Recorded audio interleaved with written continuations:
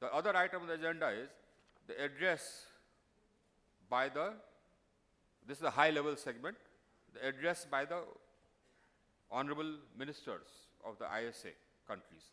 Now, I request the honorable ministers to grace us with a few words while addressing.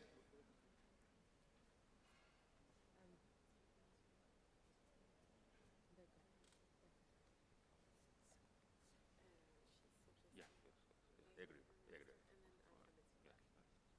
So, I believe the Honorable President of Venezuela, Vice President of Venezuela is here. So we would request him to begin. And then after that, the other Honorable Ministers in the alphabetical order, which our moderator will call out. So the next is the Honorable Minister from Mali. So first, the Honorable Vice President from Venezuela, and then next, the Honorable Minister from Mali. Okay. Honorable Vice President.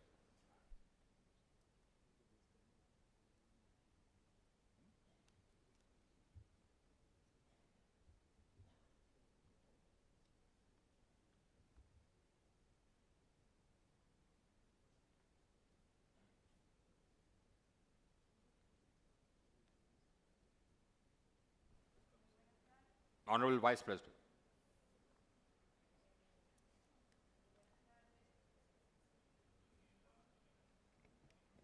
Hello, hello. No, I can hear you. ¿Ya? Ok. Muy buenas tardes a todas las delegaciones hoy presentes acá. Quiero presentar en nombre del presidente Nicolás Maduro y del pueblo venezolano un saludo muy especial al gobierno de la India que ha hecho posible esta segunda asamblea de la Alianza Solar Internacional. Un saludo al honorable ministro de Estado para Fuentes de Energía No Renovables de la India, honorable Kumar Singh. De igual forma, nuestro saludo al director general de la Alianza Solar Internacional, el doctor Upendra Tripathi. Honorables ministros que encabezan hoy la delegación de los países miembros, acompañantes y así como observadores de esta importante alianza solar. Hemos venido a la India en un momento muy especial para este país, pero yo también creo que para la humanidad y lo que significó el legado de Mahatma Gandhi.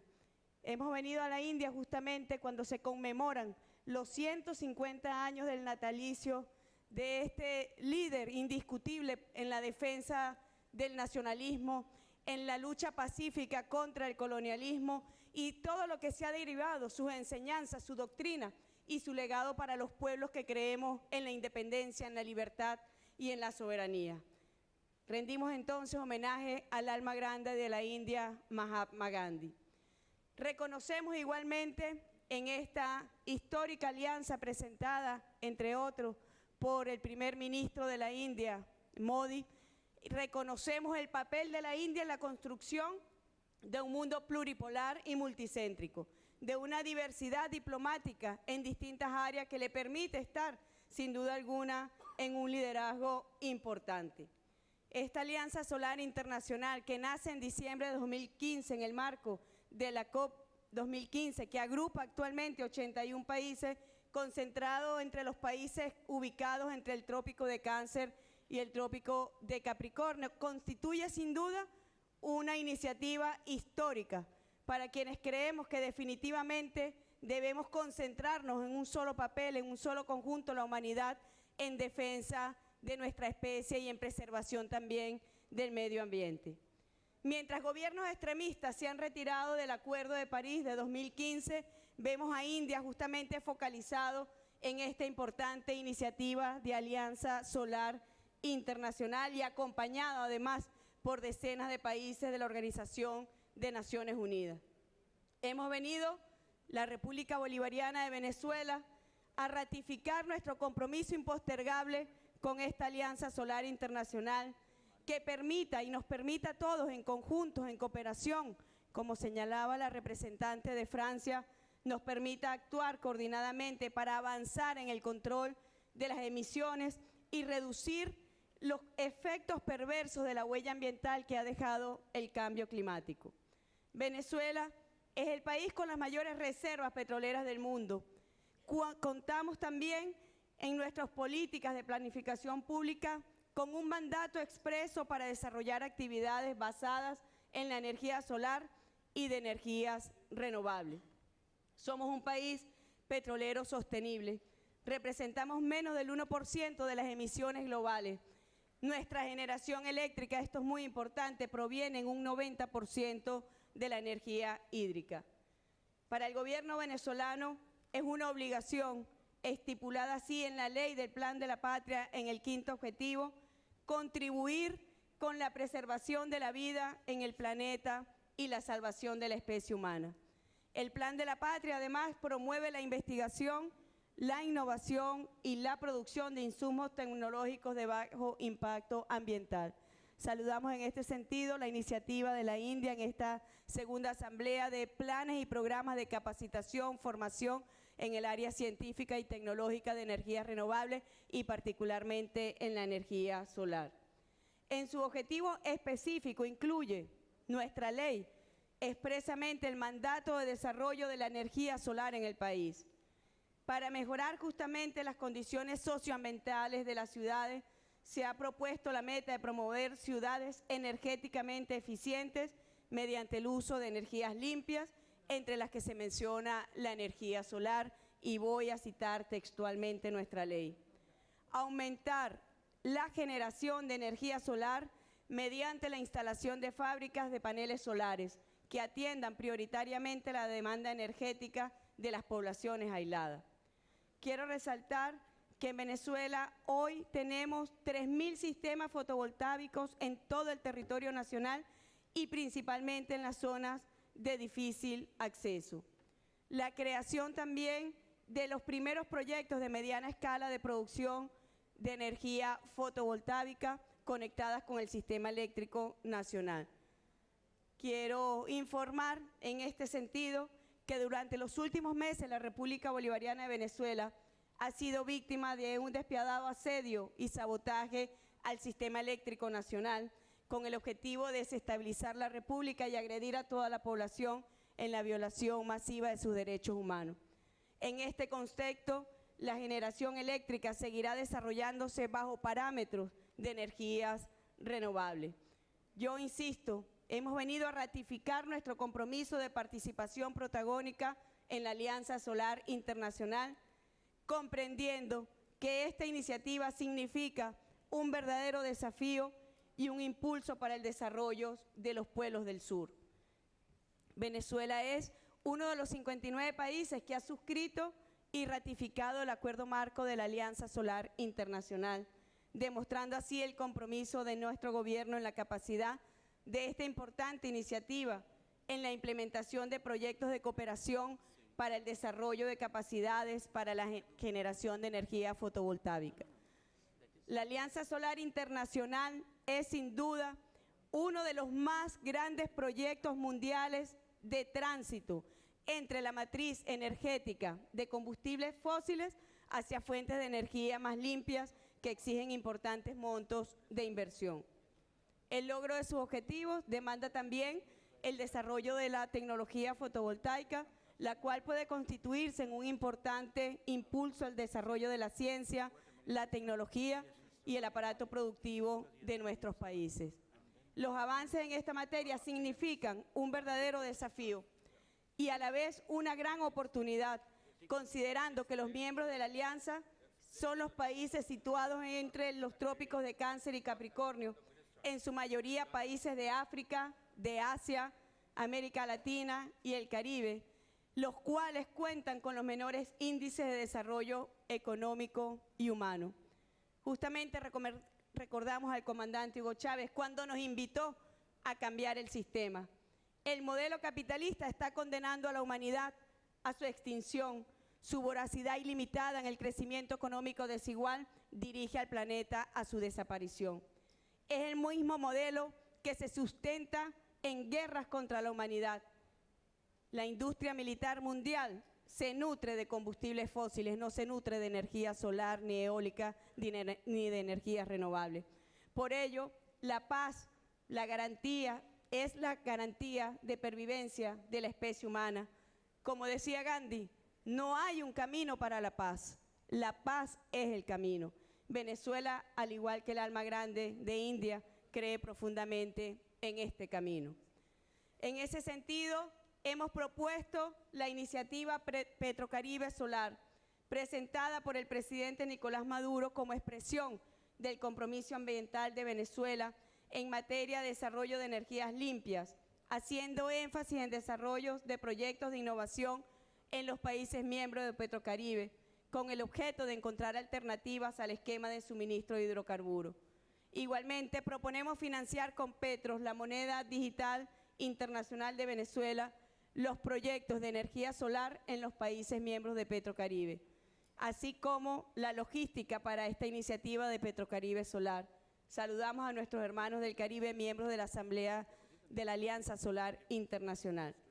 Venezuela propone también el lanzamiento del Premio Petrocaribe Solar, destinado a proyectos de innovación tecnológica en materia solar para los países miembros de Petrocaribe en el marco de esta alianza. Esta iniciativa permitirá a Venezuela contar con una importante base de proyectos de innovación como plataforma inicial de Petrocaribe Solar. De igual forma, Venezuela ha acordado una contribución especial para el funcionamiento operativo de la Alianza Solar Internacional que permita y facilite la continuación de los objetivos que están en nuestro acuerdo marco. La República Bolivariana de Venezuela suscribió el Acuerdo de París de Cambio Climático. Somos país integrante de esta histórica alianza y hemos ratificado también su acuerdo marco. Seguiremos por el camino del desarrollo sostenible conforme a los objetivos de la Organización de las Naciones Unidas. Desarrollo con justicia, equidad e igualdad social. Y creemos también que la única vía para la estabilidad internacional es la paz. El mundo, en su conjunto, debe dar un giro radical si queremos proyectarnos como especie y preservar nuestra única casa común. Esta alianza nos invita a todos nosotros a cuidar la casa común que nos alberga bajo un mismo cielo y nos conecta bajo un mismo tierra. Muchísimas gracias.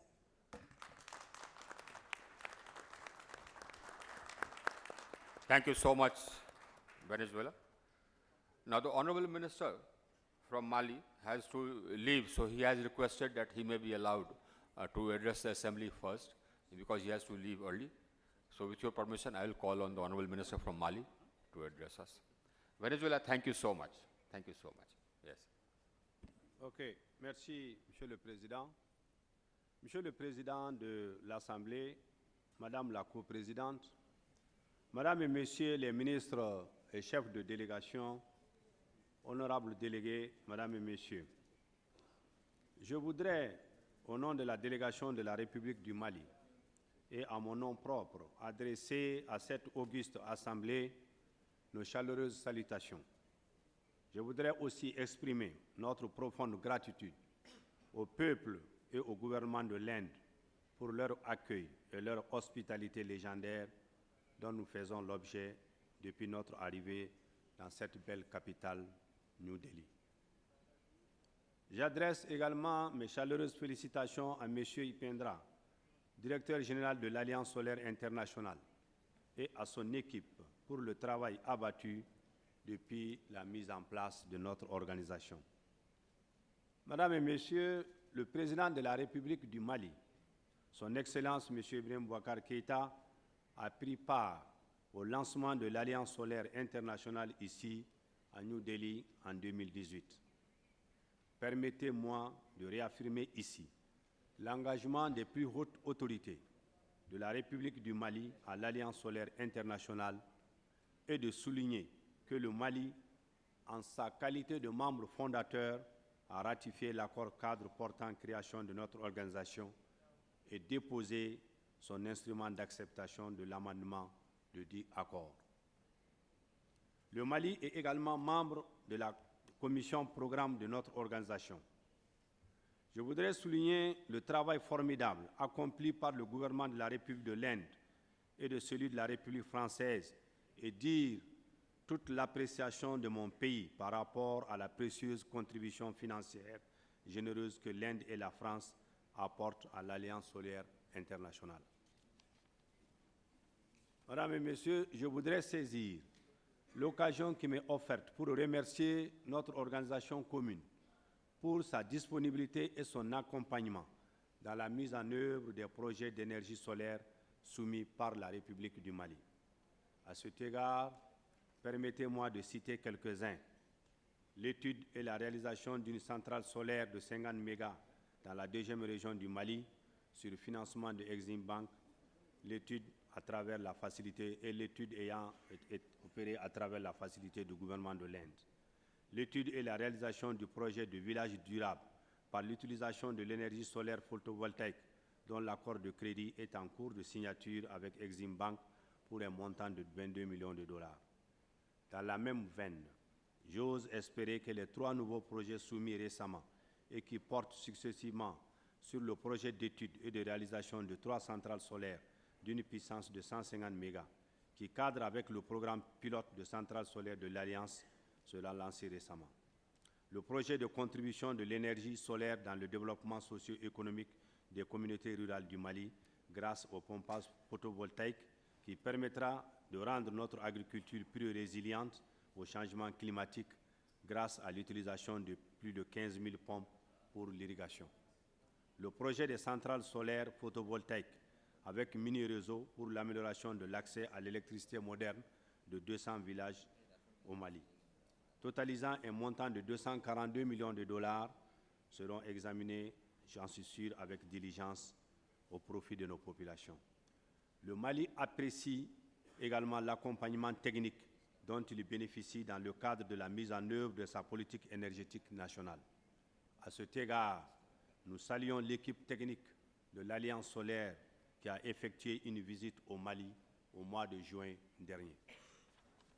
Mesdames et Messieurs, j'ai l'honneur et le plaisir d'annoncer que la République du Mali et le secrétariat de l'Alliance ont convenu de réaliser au Mali un parc solaire d'une capacité de 500 mégas dont la première pierre sera posée le 22 septembre, date de l'indépendance, le 22 septembre 2020, date de l'indépendance du Mali, par le président de la République du Mali.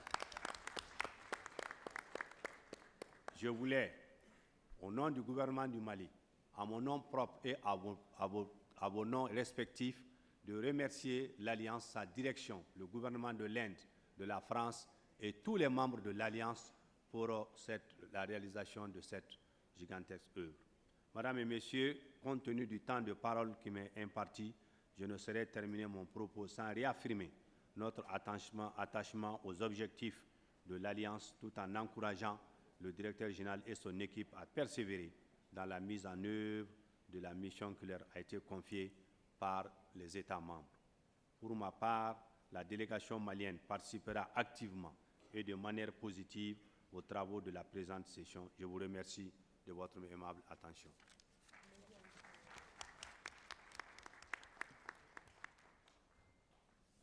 Malik, thank you so much.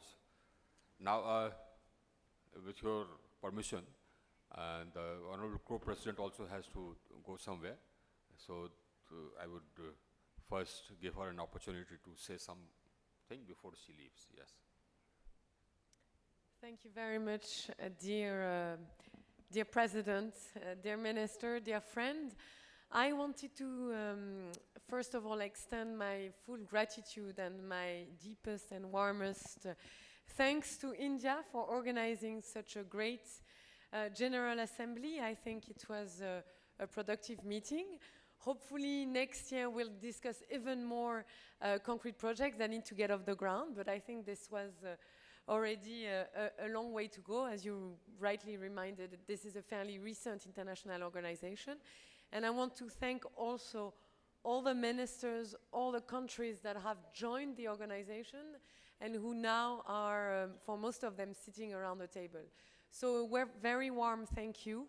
Please, we have developed, as we detailed before, we have developed a set of instruments and tools that we really encourage you to actually grasp and best make use of. Thank you so much. Once again, Have a very good day. Thank you for everything. Thank you so much, President. Thank you so much for this. Thank you so much. It's a real pleasure.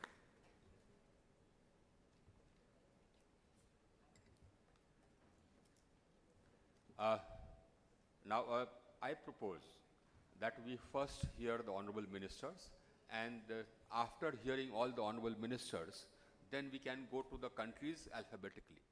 So first the honorable ministers in the alphabetical order. The honorable minister from Burundi, he would like to address us. Burundi.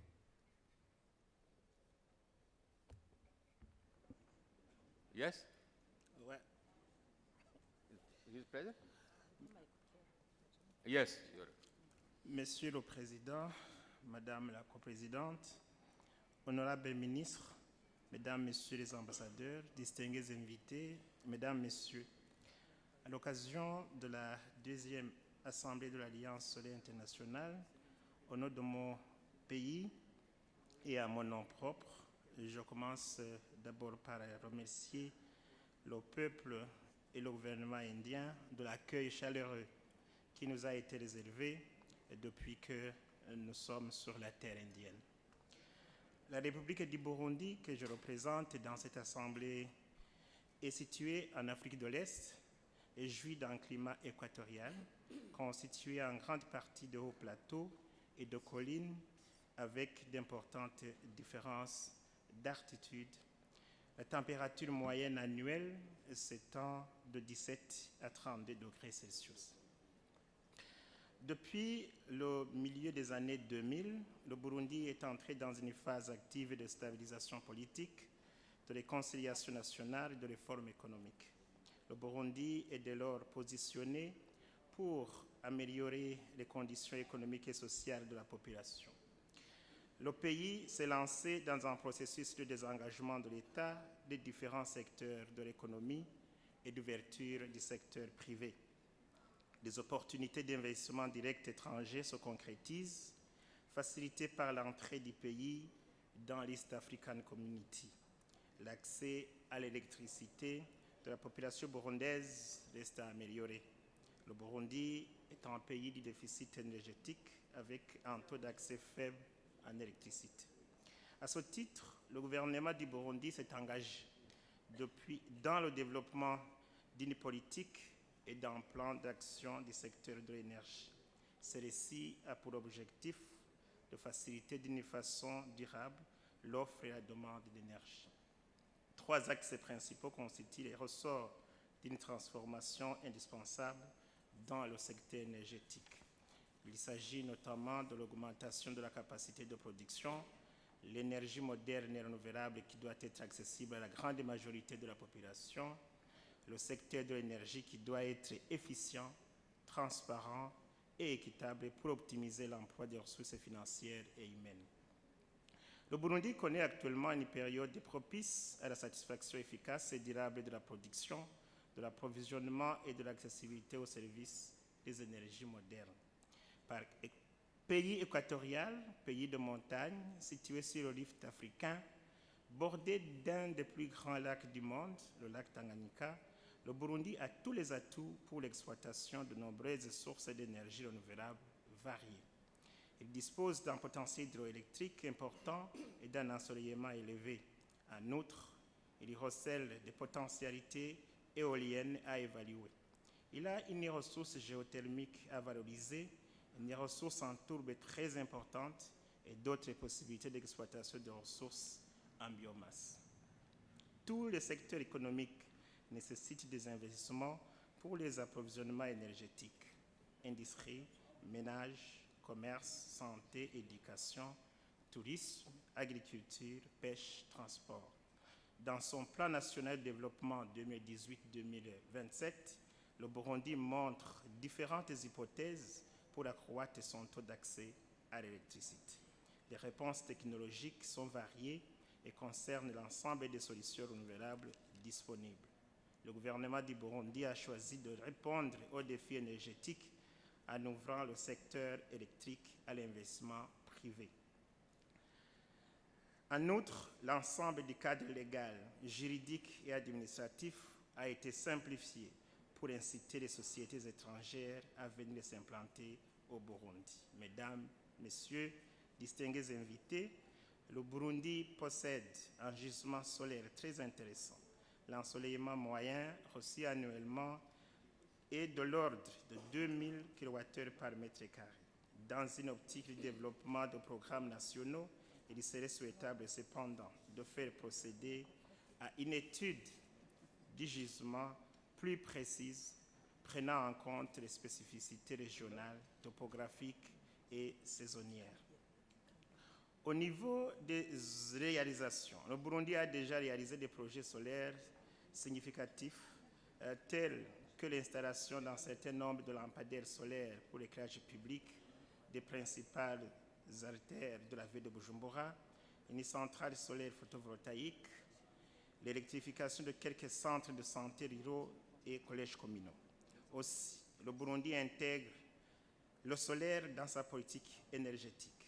On pourrait citer à titre illustratif la société Gigawatt qui développe déjà une centrale solaire, 5 micro-réseaux solaires de 500 kW chacun sont en montage à travers le pays. Le ministère de l'Hydraulique, de l'Énergie et des Mines, appuyé par la Banque mondiale, est en montage d'un projet d'accès à l'énergie solaire durable au réseau en milieu rural. Nous remercions beaucoup la France et l'Inde pour l'initiative de création de l'Alliance solaire internationale et de son financement.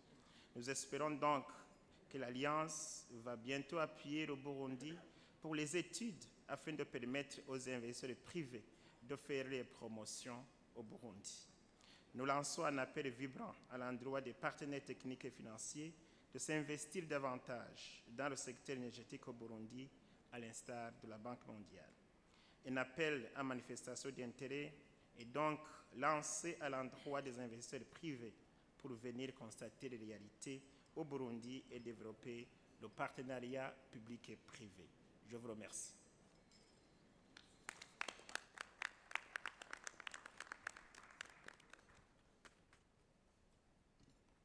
Thank you.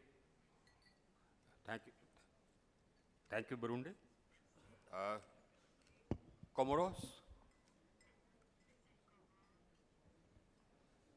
Merci, Monsieur le Président. Monsieur le Président, la coprésidence, Madame et Monsieur les ministres, Excellences, Monsieur le Directeur général, honorables invités.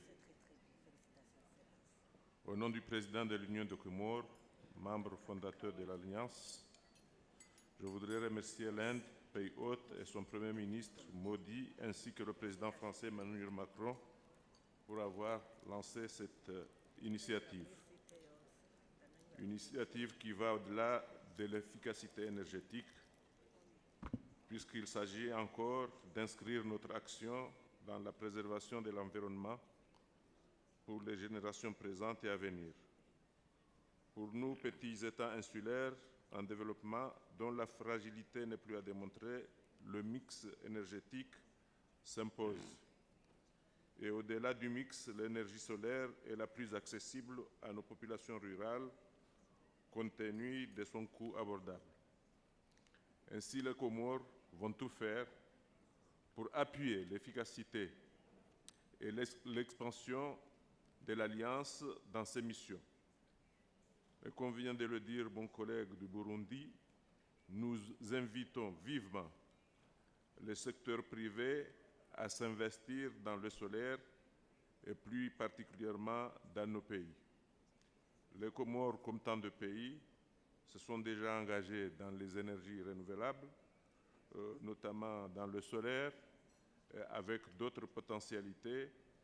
Et bien sûr, nous aurons toujours l'occasion d'en revenir, mais en ce qui concerne le solaire, je pense que nous ne pensons pas, mais toutes les études ont démontré les Comores, petites îles d'à peine 2025 km², exposées entièrement à longueur d'année au soleil, nous n'avons d'autre choix que d'opter pour cette énergie dont le coût est tout à fait accessible, non seulement pour le pays, mais également pour la population, et je vous remercie.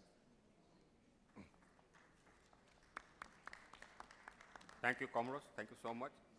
Now, the Honorable Minister from UAE, he has an early flight, so he's requested that he requests for an opportunity to speak early.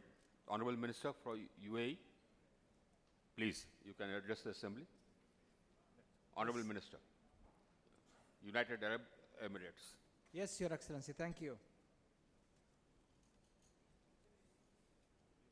First of all, I would like to thank the Government of India and France for leading the work on the International Solar Alliance to date. This is really a great success that we are seeing, and all of the reports associated with the organization. And even though this is the second assembly, it's clear that the efforts put into this organization is going to lead to a more success in the future. Furthermore, I would like to thank our host, India, for their warm hospitality and excellent organization of this event. I will try to make it short. In the United Arab Emirates, we truly believe in solar energy. And I can tell you from experience that since we started, we have managed to reduce the cost of solar PV by more than 80% just in the past 4 years. So since 2015 till date, we have managed to reduce the cost on the projects of around 80%. So what does that mean today? Today, I'm pleased to announce to you that a recent bid is under negotiation, and the price is around 1.7 cents per kilowatt hour.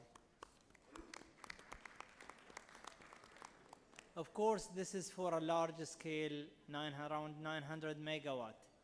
But you could imagine what does this numbers mean to many countries around this table. So I would encourage you to have a process, have a strategy, go for it, and I'm sure you will achieve great results like what we have seen. We have decided to reduce our CO2 emissions by 70%, 70, by the year 2050. And for that, we decided to go for 44% of our renewable energy is going to be primarily from solar. So 44 gigawatt is going to be installed in UAE by the year 2050. And even though we are announcing year on year large scale, and we have the largest single site solar park of single project was 1,100 megawatt, and we decided to have one solar park of 5,000 megawatt, Sheikh Mohammed bin Rashid Solar Park. But as we speak, we are also looking for to tender a 2,000 megawatt in one site, and that is definitely going to be the world's largest single site once the RFP is issued. Our commitment to solar energy is not only within the borders of the United Arab Emirates. Through our Abu Dhabi Fund for Development, we have funded so many projects around the world, either on a grant basis or as we are supporting the 7 years program of IRENA of around $350 million of fund to different countries who are members of IRENA.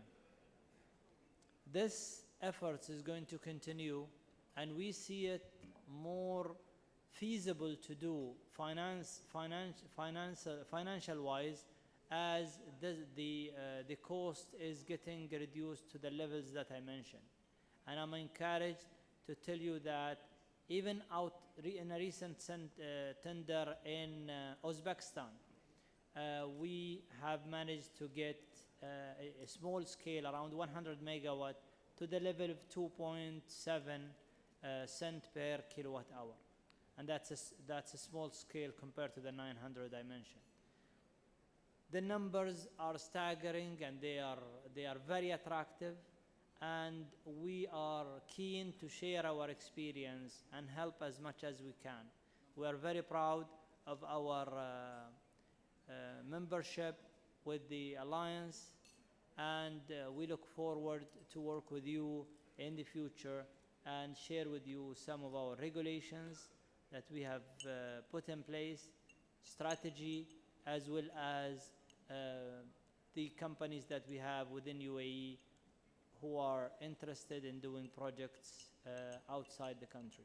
We managed to do projects in 25 countries so far, but I'm sure they can expand their business and do projects in your countries as well. Thank you very much, Your Excellency, and again, thank you for your hospitality. Thank you. Thank you, UAE. Thank you so much. Djibouti.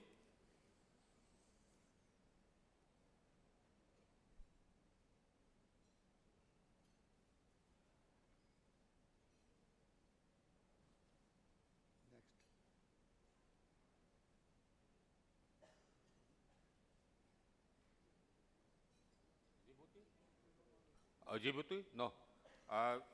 Fiji. Fiji? Thank you, Mr. President. Thank you, President, fellow ministers and delegates. First of all, on behalf of the Republic of Fiji, I'd like to congratulate not only France and India for leading us in this new venture, this transformation that we're trying to do to basically revolutionize the way that we provide energy in the world. And in particular, I'd like also to thank the government of India. Thank you for your hospitality and also the investment that you're putting into this venture. For us, in the small island nations of the world, moving from fossil fuel-based fuel into renewable energy is a matter of life and death for us. This morning, as I was reading the papers in India, I was reading the papers here in the hotel, I have seen that the lowest next estimates of the amount of people that will be inundated by sea level rise has risen by 30% because of the fact that we are emitting so much greenhouse gas emissions into the atmosphere. So I'd like to thank France and thank India for the leadership that you have shown in putting this all together. Thank you for the hospitality.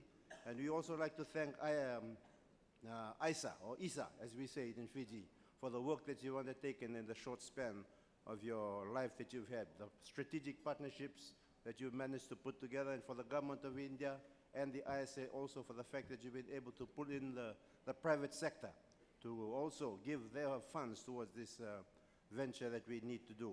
For being able to bring in the United Nations, the development finance institutions, and also the international and regional organizations. In Fiji, for those of you that don't know where Fiji is, small island in the Pacific Ocean, one of the small groups of islands that we have there. We plan to reduce our carbon emission by 30% by the year 2030, and also, like a lot of the other countries here, we are targeting to have net zero by the year 2050. One of the major plans that we have in our small group of islands is that in 2 years' time, we should be able to bring electricity and energy to all the households in our small country. 100% access by the year 2021. And also by the year 2036, that this electricity will all be renewable energy. And this is a major, major challenge for us to be able to do that. In Fiji, we have around 322 islands. More than 100 of these are occupied, they're diverse, they're spread out, and we have a population of around 890,000. So currently, we just have one utility that serves 4 of the main islands, and these main islands, they are able to get grid electricity. There's a major challenge with all of the others that are outside of the islands where we have the grid. Currently in Fiji, 96% of our population has access to some form of electricity. So the remaining 4% in outlying islands, back in the rural areas, these are our major challenge to try to make sure that we can hook them up to forms of energy. Currently, we have 80% of our population that is hooked up to the grid. Another 12% have access only to power through solar home systems, individual home systems that are put into the individual homes. We have around 1% on village microgrids, which is something that we hope to be able to enhance. And we still have a lot of villages, about 1% of our population hook up to diesel generators, and another 2% are using other forms of energy. In Fiji, as I was listening to the huge numbers here, people are talking about 100 megawatts is a small investment. For us in Fiji, 100 megawatts is it's a huge investment because of the size of the population that we have. In terms of our total installed capacity in Fiji, it's only around 327 megawatts altogether. And of this, it depends. Between 50 to 60% will be renewable energy depending on the amount of rainfall we get. The more rain that we get, the more hydroelectricity we can generate.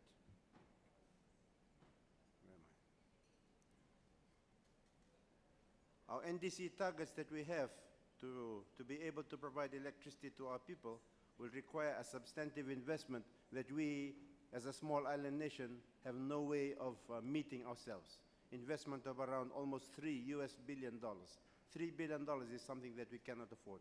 So it's been something that's been great to me over the past day, today and yesterday, to see the various initiatives that we have been discussed here to try to access funding to bringing renewable energy to all the countries that are part of IPP. There is now an increasing focus in my country to try to bring the private sector into this field of providing solar energy. In the past, the private sector has not invested in solar energy in small island nations like Fiji. One of the reasons is because of the economies of scale. When you have small economies of scale, it becomes far more difficult for them to be able to sell the power at a price that the utilities will be able to pay for. So that is something that we hope from the experiences that you've had here in ISA, the experience we have in other countries, that we can pass on this experience and how we can tap into the utilization of the private sector into the provision of solar energy for us.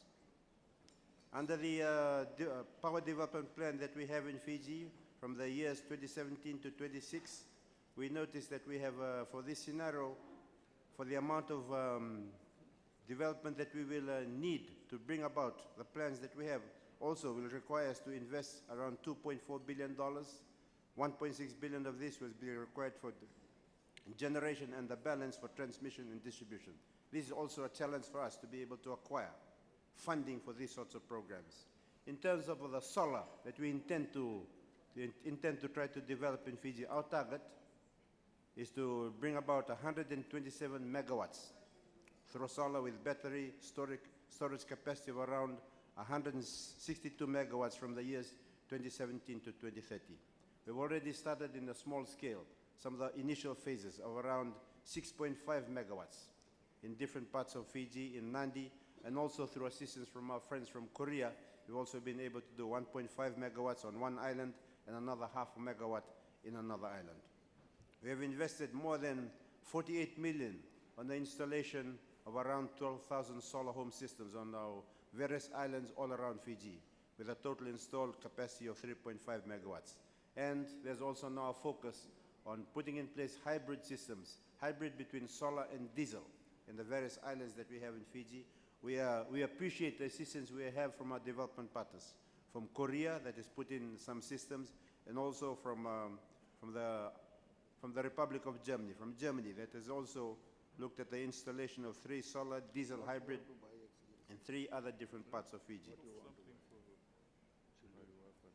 Some of the challenges that we have, and I have noticed over today and yesterday that some of these challenges are being addressed by the Alliance. And we hope that the learnings from this and the capacity building can be brought to use in our small island nations. One of the problems that we have is the standardization of design.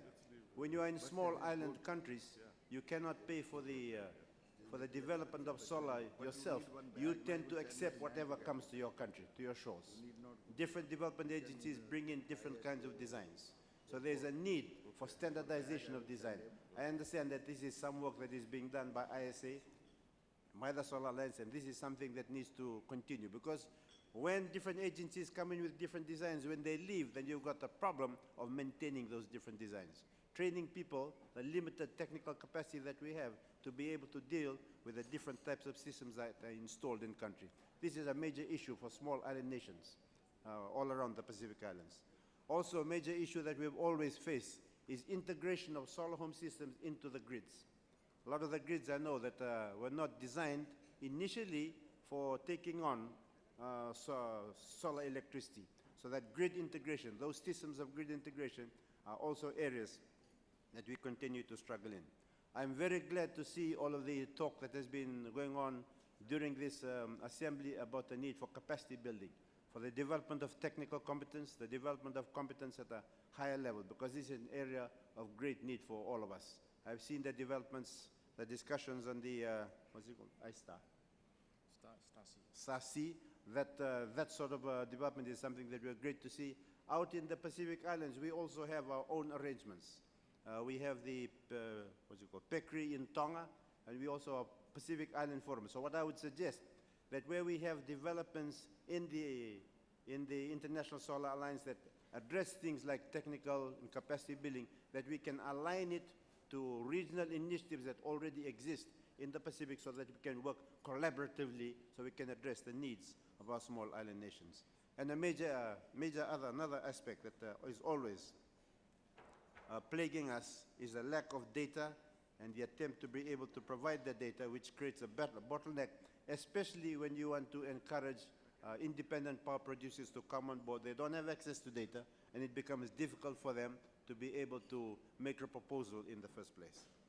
We are hoping, I'm looking forward to continuing to participate fully in the work of the Alliance, and we hope that we can, through our association, we can enhance and strengthen the existing regional and local training centers that we have in the Pacific by working together with the programs that you all have.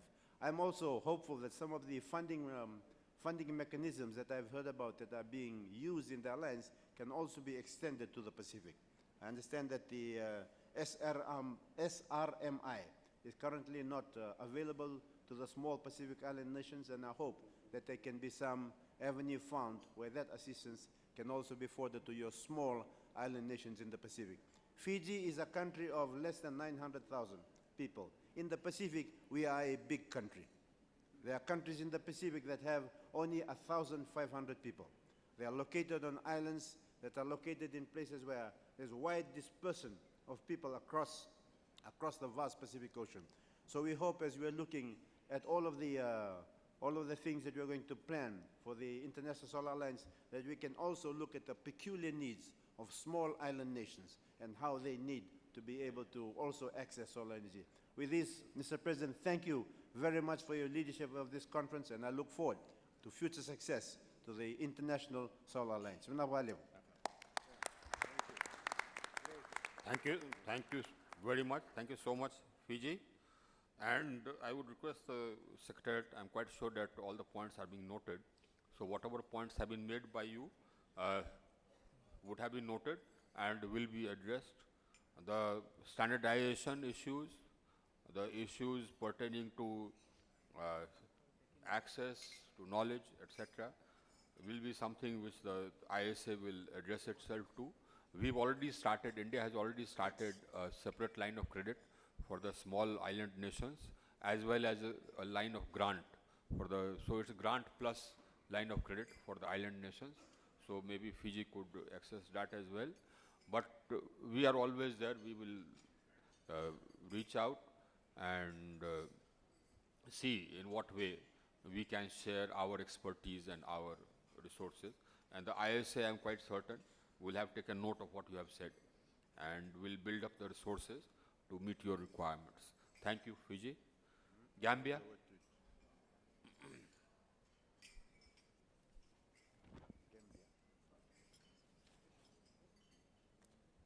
Your Excellency President, Honorable Minister, Director General ISA, Honorable Ministers here present, distinguished ladies and gentlemen. It's an honor for me to address this very important second assembly of the International Solar Alliance. Please allow me first of all to express on behalf of the government of the Gambia our sincere gratitude to the government of India for the invitation and warm welcome according to my delegation since our arrival here in New Delhi. Mr. Chairman, as one of the least developed countries, most vulnerable to the impacts of climate change. The government of the Gambia accords great importance to the work of the International Solar Alliance. My government acknowledges and salutes the critical role of the Alliance in achieving the United Nations Sustainable Goals, as well as the objectives of the Paris Agreement on climate change. Accelerating the development of solar energy technology is of paramount importance for all vulnerable countries like mine. Mr. Chair, I'm therefore happy to announce to this August gathering today that the Gambia in July this year ratified the International Solar Alliance Framework Agreement. Since the ratification of the Framework Agreement, my government has been in regular contact with the ISA Secretariat to ensure that we fulfill all other obligations to the Framework Agreement. And with that, I must say a very great thanks to my ambassador, who has been pushing this since he came as ambassador to India.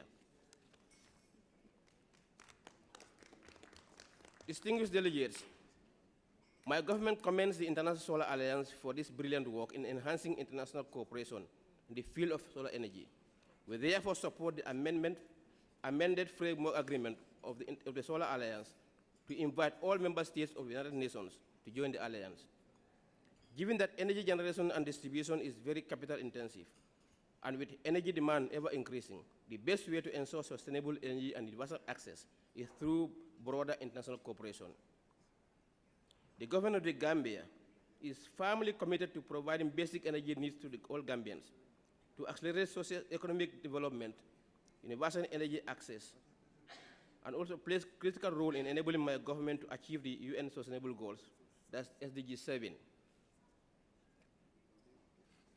Under our current new government, we have instituted concerted measures to rectify the past mistakes of poor implementation of policies, strategies, and investments in the energy sector over the past 2 decades, which have negatively caused unstable and inadequate electricity generation capacity. These have resulted in frequent blackouts and load shedding, adversely affecting commercial activities in our entire country.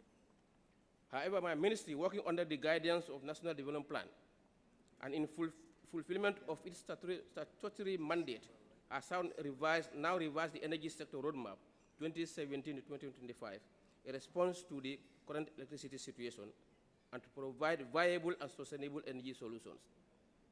In collaboration with some of our major development partners, including the European Union, the European Investment Bank, African Development Bank, and Islamic Development Bank, the revised roadmap for the electricity subsector 27-25 is being implemented in 3 phases, one of which is the establishment of a 150 megawatt solar park by 2025.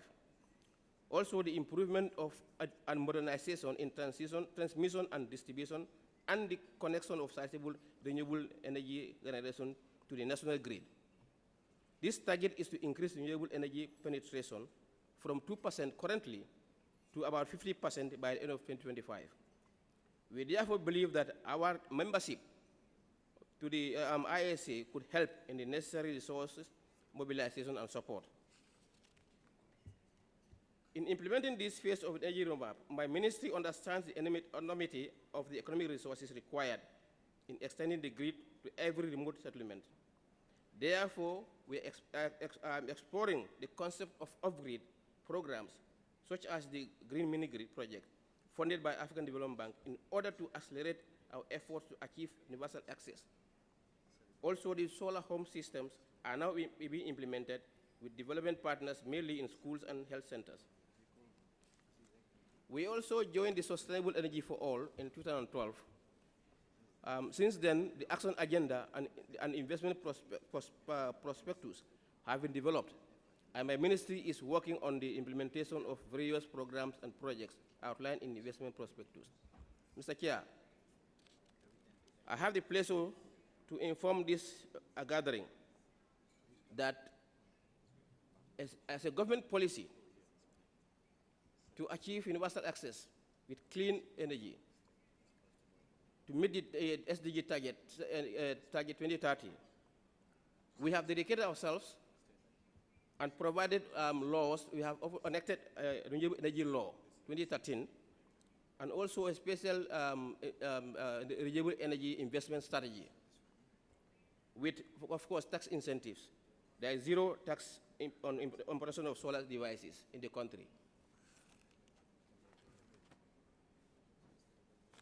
We keenly listened to the discussions this morning and the way forward as to what ISA could do. And for the Gambia, we believe that, as many other countries, capacity building is very key to do the transfer. That will engender ownership. We also think that technical assistance to the country to develop a roadmap on solar, develop regulations, policies, and also standards. Expansion of solar water pump project currently ongoing. We also need assistance in that area. And expansion of the solar home systems, which is currently ongoing, to be expanded to communities beyond schools and hospitals. These are areas that of intervention we clamor for. To conclude, please allow me once again to express on behalf of our President, His Excellency Adama Barrow, our sincere gratitude to the government and people of India, through His Excellency Narendra Modi, Prime Minister of India, for the warm hospitality. I also say many thanks to the Director General of the ISA for the warm welcome and excellent arrangements at this important conference. Ladies and gentlemen, Gambia is a small country with only 2 million. A small investment of $500 million could resolve our energy problem once and for all. And renewable energy is the way forward. And we can only get that through international cooperation. And definitely, we think ISA has a lot to play to assist the Gambia as well as many other developing countries. I thank you all for your kind attention.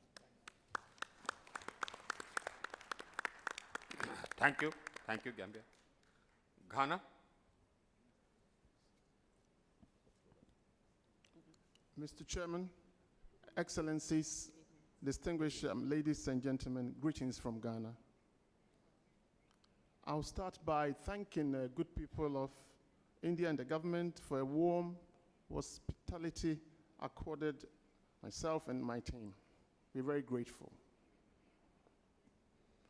I'd also like to recognize the solid foundational support by India and France for the ISA.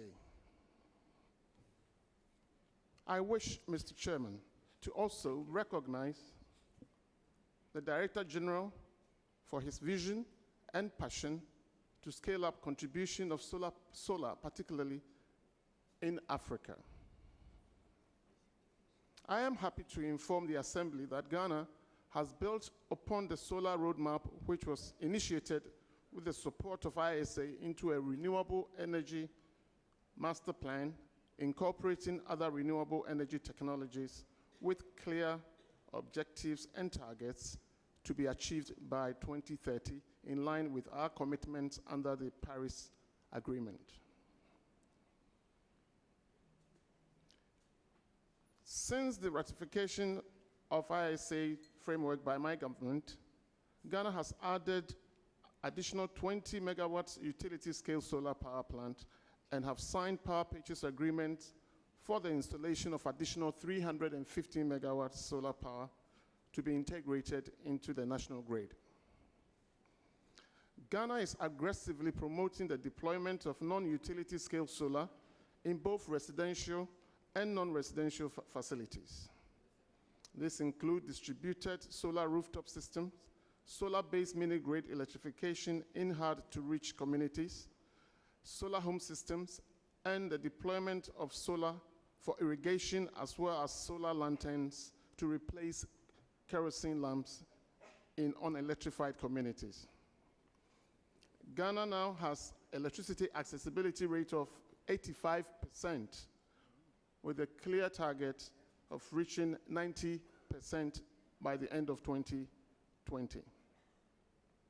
Ghana is therefore grateful to ISA for dispatching solar energy experts to assess the potential of solar application in the rest of the communities that are difficult to reach. A total of 12.8 megawatt capacity of non-utility scale solar systems have since been installed in government buildings, residential and non-residential facilities since the inauguration of ISA.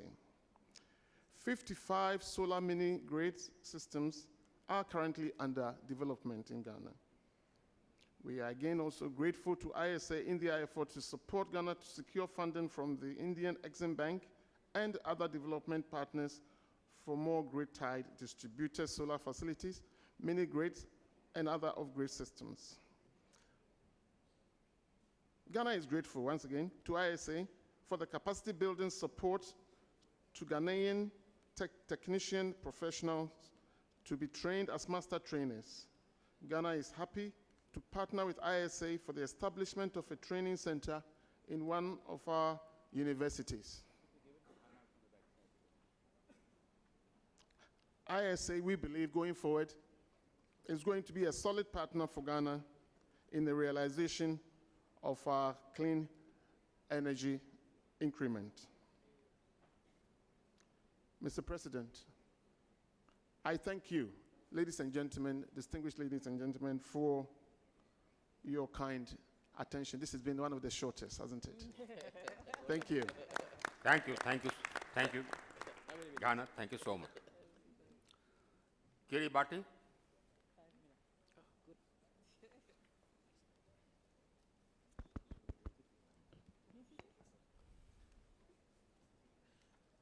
Mr. President, Director General of ISA, my fellow energy ministers, distinguished guests, ladies and gentlemen, Nabanani Maori, Namaste, warm greetings to you all. I am very honored on behalf of the government and the people of Kiribati to say a few words in regard to our journey in the solar field. It is believed that the global communities are now facing transition in the energy sources from the uses of expensive fossil fuel to green renewable energy to cut down the release of carbon dioxide to combat climate change.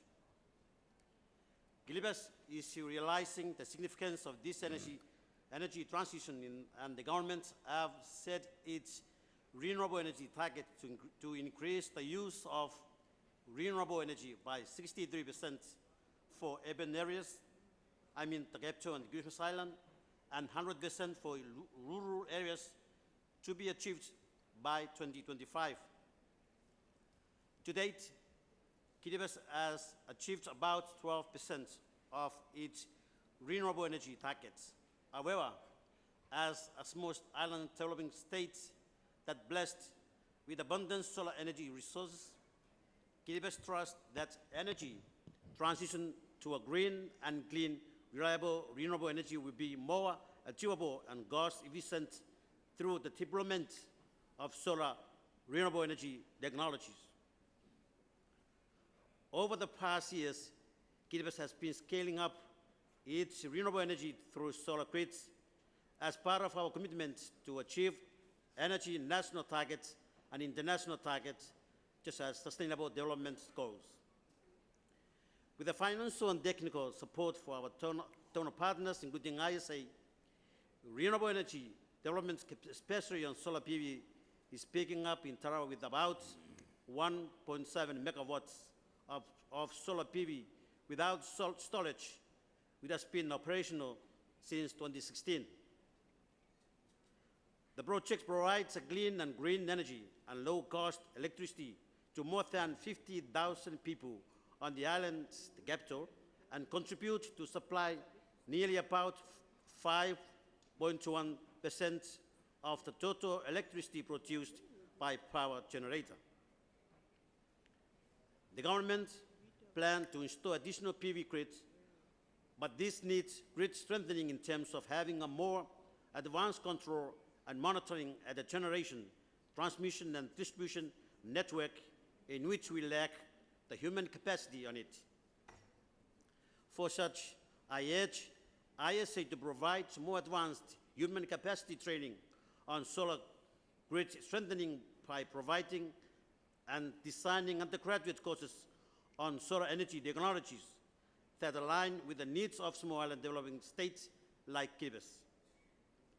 While I'm talking on capacity buildings, I also urge ISA to further relook at its capacity training plan on solar training and to include women of small island developing states like Kiribati in the plan to maximize the coverage of human resource capacity, as well as promoting gender equality in scaling up our renewable energy in the region.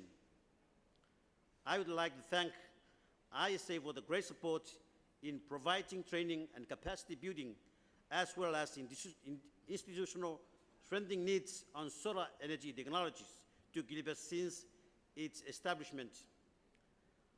I was informed that 5 of our young renewable staff has been trained under the ISA, and another 2 more will be coming towards the end of this year.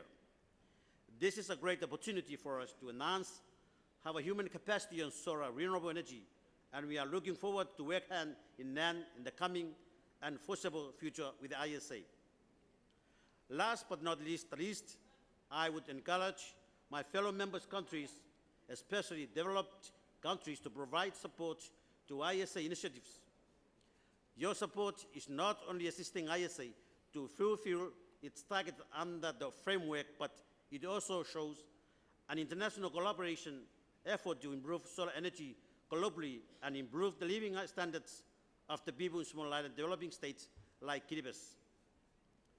Excellencies, let me close my remarks by thanking the ISA for their endless effort in supporting all ISA member countries and making this Second General Assembly a reality. I would also like to thank the Indian government for its generous support in hosting this meeting and the good, warm hospitality extended to my delegation since we arrived on Monday. May God bestow upon us the Kiribati traditional blessing of the Maori, the Rai, Dhamma. Thank you for your attention. Thank you. Thank you very much. Thank you. Maldives?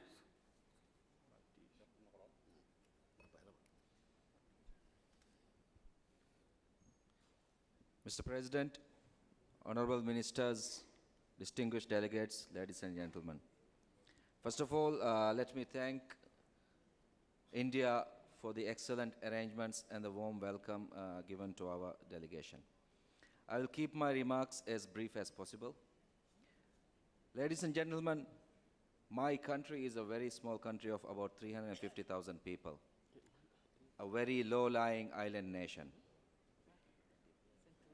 If the science is proven right, there will be no representation of Maldives in such a forum in the years to come. With the onslaught of the climate change and the rise in sea levels, we will be one of the first nations to be wiped off the face of the earth. What is important for us with this organization is not the commercial benefits that may bring to us. There is very little that we as a very small nation can do to stop the climate change. We can only work with bigger nations and the entire world to ensure the survival of our country. And this platform we see in the Maldives as a very practical, viable means to attack the climate change issues. We believe that a commercially viable venture such as renewable energy is one of the few initiatives taken recently by the international community to stop the climate change. So for us, it is very important for the survival of the Maldives that more nations join this organization and convert to renewable energy, which is been proven to be viable both commercially and as an instrument of change to stop the rise in change in the sea level rises and the climate change issues. So once again, I would like to thank India and France for this initiative. Maldives being a very recent member we will play our part in taking this forward. And also, I would just like to highlight that as a very small nation, we only need about less than a gigabyte of solar to power the entire country. And we are poised to reach half of that in the next couple of years.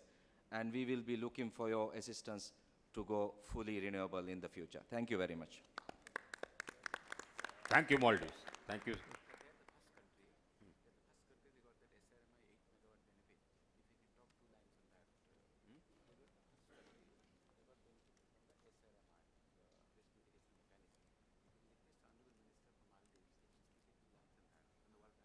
The Director General tells me that you were one of the first countries which got benefited by the risk mitigation mechanism. Can you tell us 2 lines about that? The standard risk mitigation mechanism, Maldives? Yes, Maldives? You benefited from the risk mitigation mechanism which has been set up. Yes. I'm not. Okay, all right. Nauru?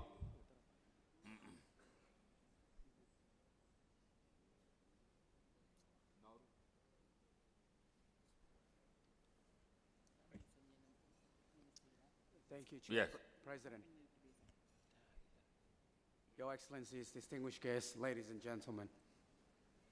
At the outset, allow me to begin by thanking the Government of India for your warm and generous hospitality since our arrival to your unique and culturally rich country. I would also like to extend my gratitude to the Secretariat for organizing this meeting and for their relentless efforts in facilitating the implementation of the Framework Agreement in order to bring clean, affordable, and renewable energy for all. Mr. President, we had our general elections in August this year, and I am pleased to attend an ISA assembly for the first time in my capacity as the Minister responsible for energy. I am here today to renew Nauru's support for the work of the ISA. Mr. President, fossil fuels have and continue to play a dominant role in Nauru's energy sector, which is a massive drain on our national coffers.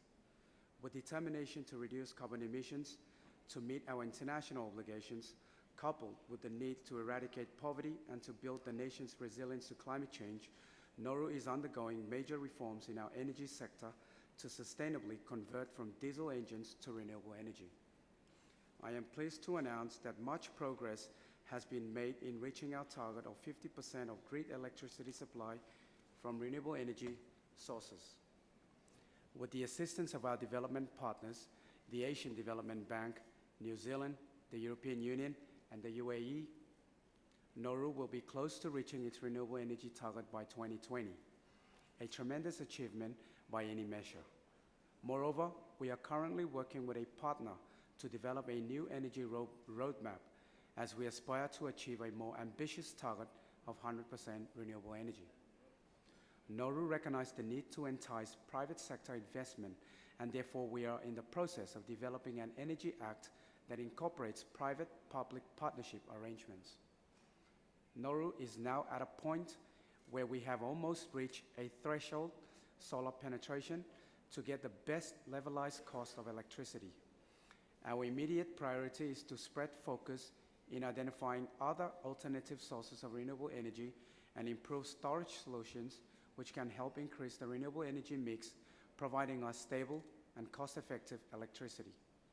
Mr. President, Nauru imports over 90% of its food sources that consumes a good percentage of electricity for refrigeration and storage. Similar is the case with water production for nationwide use, using electricity-powered reverse osmosis systems. Nauru would like to explore other solar technologies that would reduce our energy consumption in the private sector, including state-owned enterprise where food storage and water production is concerned. I note that Nauru responded to ISA's call for proposals in the areas of rooftop solar projects for government and solar water pumps.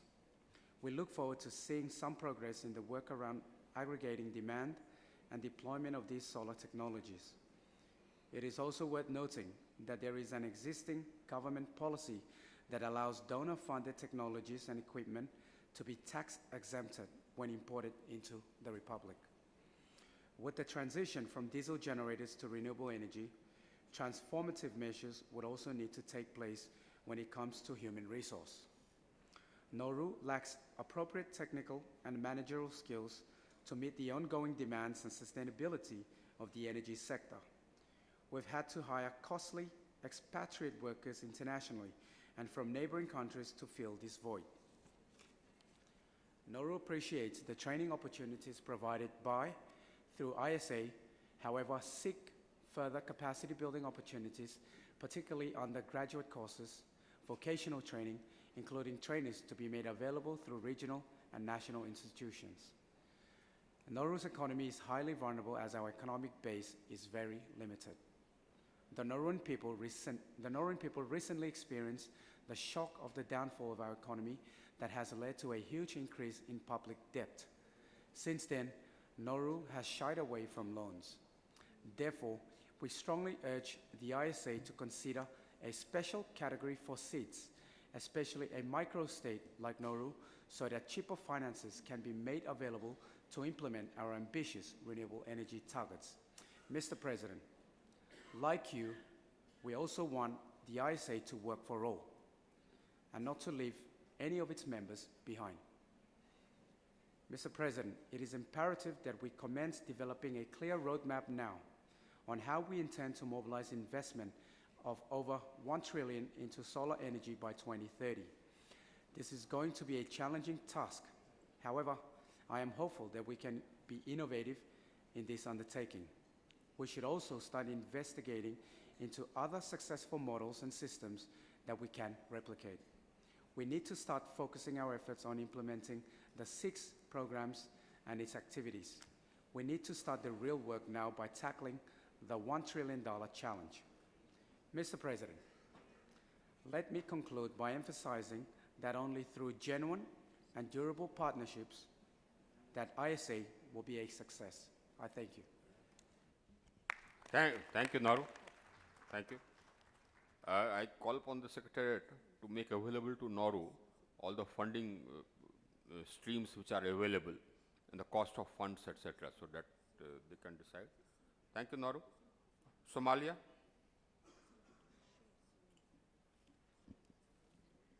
Thank you, Mr. President. I'm delivering this intervention on behalf of our Deputy Minister of Energy and Water Resources, Honorable Osman Libah Ibrahim, who is experiencing a bad cold and struggling to regain his voice. Excellencies, honorable ministers, it gives me a great honor to come before you on behalf of our Ministry of Energy and Water Resources of the Federal Government of Somalia and deliver this speech on this occasion under the Second ISA Assembly 2019.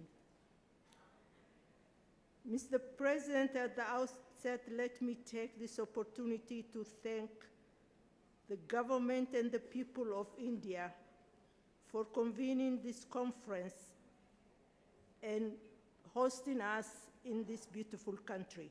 I would like to thank also France with India for launching this initiative of solar energy. Similarly, I would like to thank to ISA Secretariat for inviting our delegation. Our presence of this second ISA General Assembly gives us tremendous opportunity to express our challenges in energy sector. Somalia is rich in renewable energy resources, untapped hydropower, extensive geothermal energy resources, many promising wind sites, and abundant sunshine which can produce solar power. The major obstacle to the development of these potentially available energy resources are financial constraints in institutional buildings. Traditional biomass fuels such as firewood and charcoal, primarily used in rural, urban, and poor communities, account for 82% of the country's total energy consumption. Somalia, despite the prolonged civil conflict and least developing status, has a great potential to achieve sustainable development and to contribute in the reduction of greenhouse gases. There are already signs of recovery that could utilize renewable energy, including solar, wind, hydropower, and geothermal energy resources. There are some development initiatives in solar energy utilization in the capital, Mogadishu, and some cities in the federal state members. The Somalia energy sector is one of the most underdeveloped in the region.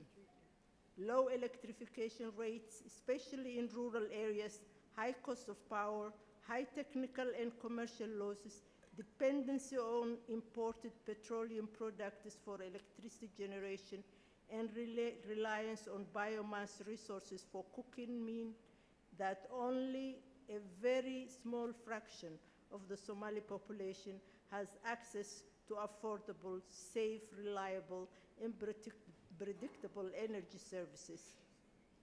Both public and private sector energy actors are highly capacity constrained. Limited financing and investment and lack of data for effective decision-making continue to hold back sector developments. Mr. President, with the leadership of our President and Prime Minister, the current government is trying to minimize the dependency on imported fossil fuel consumption for electric generation. The plan of the ministry is to use different solar technologies like grid-connected large-scale, mini-grids for remote areas and rooftop systems in order to increase the electricity access to the country as a whole and reduce the electricity tariffs. In collaboration with all ISA programs, solar water pumps, rooftops, and mini-grids, Somalia, as a member state, can make great achievement of the solar target in the near future. Mr. President, we align ourselves with India for the adopted proposal for the procedure of the nomination of the vice presidents, being not alphabetical order, but in order of ratification. We believe that ISA and member countries should multiply their efforts to accelerate the utilization of solar energy. This could be a mission for the whole world. We welcome the excellent work that ISA had done for this short period of 2 years and believe with the help of the member countries, it will be moving very fast. Mr. President, Somalia would like to give a special attention to LDC countries. They are the ones who are in need, and we expect that the ISA will give a special attention to them. We thank, finally, on behalf of the federal government of Somalia and its population, I would like to thank the government of India, its population, the ISA for the excellent hospitality and welcome, and wish you success. I thank you. Thank you, Somalia. Thank you. Now we have the Honorable Minister from Togo, then the Honorable Minister from after. Merci beaucoup, Monsieur le Président. Je vais essayer d'être très court pour respecter les 3 minutes de parole. Monsieur le Président de l'Assemblée générale de l'Alliance solaire internationale, Madame le coprésident de l'Assemblée générale de l'Alliance solaire internationale, Mesdames et Messieurs les ministres, chers collègues, Excellences, Mesdames et Messieurs les ambassadeurs, Monsieur le directeur général de l'Alliance solaire internationale, distingués participants, Mesdames et Messieurs, en saluant la hauteur de nos différentes activités à cette rencontre, permettez-moi d'adresser mes compliments de reconnaissance aux différentes autorités de ce grand pays de paix qu'est l'Inde. Mes félicitations vont également à l'endroit de l'Alliance solaire internationale et à toutes ses composantes. Je voudrais, au nom du peuple togolais, de son président et à mon propre, réitérer sans cesse nos remerciements à vous tous, pays frères de la zone Afrique qui avaient fait confiance à mon pays, le Togo, en l'élisant au poste de vice-président de l'Assemblée générale de l'Alliance solaire internationale. En effet, la République togolaise, par ma voix, rassure tous les organes dirigeants de l'Alliance solaire internationale de sa disponibilité à travailler avec tous pour atteindre les objectifs de l'Alliance solaire internationale. La satisfaction de nous tous doit obligatoirement passer par l'attention, par la participation efficace et le travail efficient. Dans cette lourde responsabilité, le Togo compte sur la technicité et le dynamisme de la Direction générale de l'Alliance solaire internationale et de l'ensemble des pays membres. Nous sollicitons en effet vos expertises et toute forme d'appui afin d'accomplir au mieux les tâches qui nous ont été assignées. Je me réjouis des travaux enrichissants de cette deuxième Assemblée générale. Le bilan des réalisations laisse envisager un avenir radieux où nous serons tirés parti des ressources énergétiques que nous offre le soleil. Mais on ne saura atteindre nos objectifs qu'à une seule condition, celle de nous mettre en parfaite synergie d'entente, synergie dans la réflexion pour une meilleure collaboration.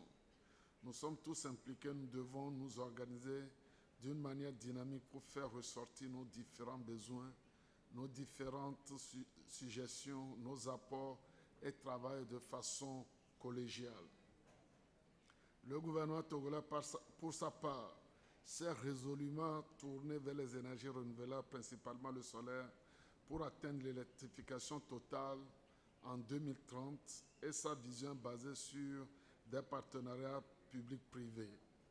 Pour soutenir la promotion des énergies renouvelables, le gouvernement togolais a promulgué une loi qui fixe le cadre général et juridique de réalisation des projets de production d'électricité à base des sources d'énergie renouvelables.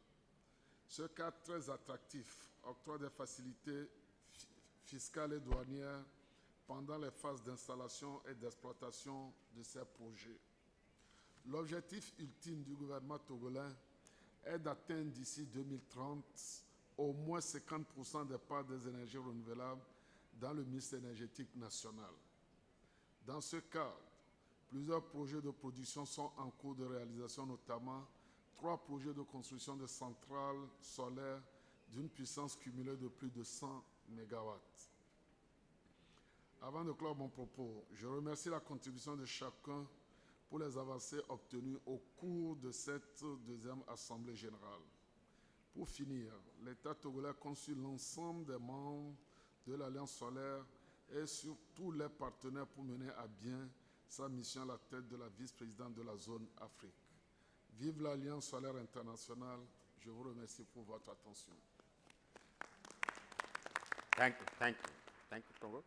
Now Tonga, then Uganda.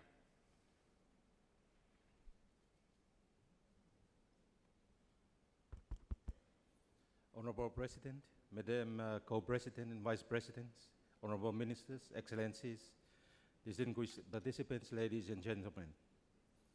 I bring greetings to you all from the government and people of Kingdom of Tonga. It is indeed a great honor for me to be here with you today for this auspicious occasion. We thank the Government of India and ISA for your kind invitation to participate, your hosting this second assembly of ISA, and for the kind hospitality extended to me and my delegation since our arrival in New Delhi. And with your able leadership, Honorable President, we achieved success in our meeting. At the outset, I would like to once again congratulate the Honorable Prime Minister of India and Honorable President of France for a joint Champions of the Earth Award, the UN's highest environmental honor for their unique creation of ISA. Tonga is one of solar-rich, ambitious countries, and that is why we target 50% share of renewable energy in our electricity grid by 2020. Although we are currently about 20% now, we are confident of achieving the target by the end of next year in the face of many challenges that we have to endure and address. Tonga have now 6 solar farms across the country, amounted to about 5 megawatts in total, from the required 17 megawatts 50% target. We are currently implementing a 6 megawatt solar farm project in 3 sites of the main island, where 72% of our people live. And another 6 megawatt solar farm recently signed to be implemented, all on independent power purchase arrangements. Our first approved grant project with the Green Climate Fund last year is on renewable energy mitigation, providing largely batteries storage for these solar farms. Through close collaboration with our development partners, we have installed solar water pumps across Tonga, solar freezers to the outer islands for their catch of the day, and training our young technicians, both men and women. 6 of these engineers had been trained here by collaboration with ISA. Tonga has in place also mechanisms for universal access, affordability, safety, security, and sustainable use of these assets. All these had been achieved with the implementation of our Tonga Energy Roadmap 2010-2020, otherwise known as TERM, the Tonga Strategic Development Framework, National Investment Program, and our nationally determined contributions programs, which have all been aligned to the UN Sustainable Development Goals. But we need to build more effective partnerships and close global collaboration that involve the government, private sector, employers, civil societies, and communities alike to work together to achieve our goals and targets. ISA is therefore a critical platform to assist us achieving these targets on solar technology and for promoting gender balance, private sector development, and employment opportunities. Tonga has self-assistance from ISA's programs to increase uptake of solar application for agricultural use, mini-grids, rooftops, and affordable financing mechanisms. We are very grateful for the recent announcement in New York by Prime Minister Modi at the margin of the United Nations General Assembly, where he met the Pacific Small Island Development States leaders, a concessional $150 million line of credit for solar, renewable energy, and climate change related projects. We also thank the Secretariat for arranging a meeting with the Pacific Islands delegation yesterday on this, which was an opportunity for informal discussions on possible financing using these LOCs with representatives from the Ministry of External Affairs and Exim Bank of India. ISA's initiatives on solar water pumps and solar parks are timely and much welcomed. The MBA program, in addition to the existing MTech program with an opportunity for 6 months attachment at ISA, is fully acknowledged and appreciated in terms of capacity building to the needed member countries like Tonga. We need more work to accomplish more milestones spearheaded by ISA. And that is why we are supporting the process of selection of the Director General under a 4-year term arrangement to provide us all this. And as so stated in our framework agreement, and it should be linked to similar institutions arrangement like ARENA. We wish you the best, Director General, in the process, and you have our support. In conclusion, and as often quoted by Prime Minister Modi, to perform, reform, and transform. I am confident that ISA will eventually transform our planet by creating capacity matched by solar power market for the betterment of humanity. I thank you. Thank you, Tonga. Thank you. Uganda. Mr. Chairman and Madam Co-Chair, Your Excellencies, Ministers, and head of delegations, distinguished ladies and gentlemen, allow me to thank the government and the people of India for the warm hospitality accorded to me and my delegation since our arrival in this beautiful country. Mr. Chairman, Uganda is an agricultural country, but of late we have experienced drought due to adverse climatic conditions affecting crop production, and we are currently in discussion with the ISA for over 30,000 solar water pumping systems for irrigation, and we therefore need all the support with this program. We have also proposed 2 star centers in our universities for training technicians in solar technology. We need support in order to fast track the establishment of these centers in order to train the technicians required for maintenance of the systems after installation. Mr. Chairman, we now have a total of 50 megawatts of solar in our generation mix, and we are considering more at the moment.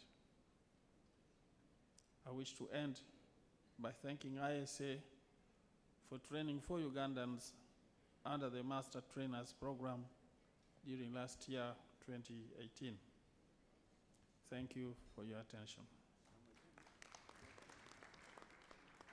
Thank you, Uganda. Now we have heard all the honorable ministers. Now I will call upon the heads of delegations of the other countries to speak if they want to do so. But I would like to request that detailed country statements need not be read out. The detailed country statements can be placed on the table and they will be circulated and taken as read.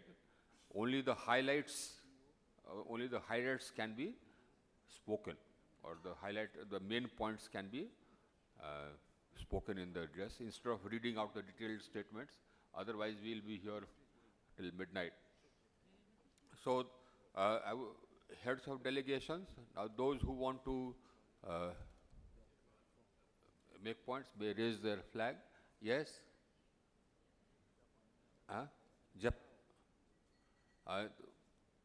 Which country? Egypt. Okay. And then Australia, Mozambique. Just note down the countries. Bangladesh. So just note down the countries, please. And then we'll go over them.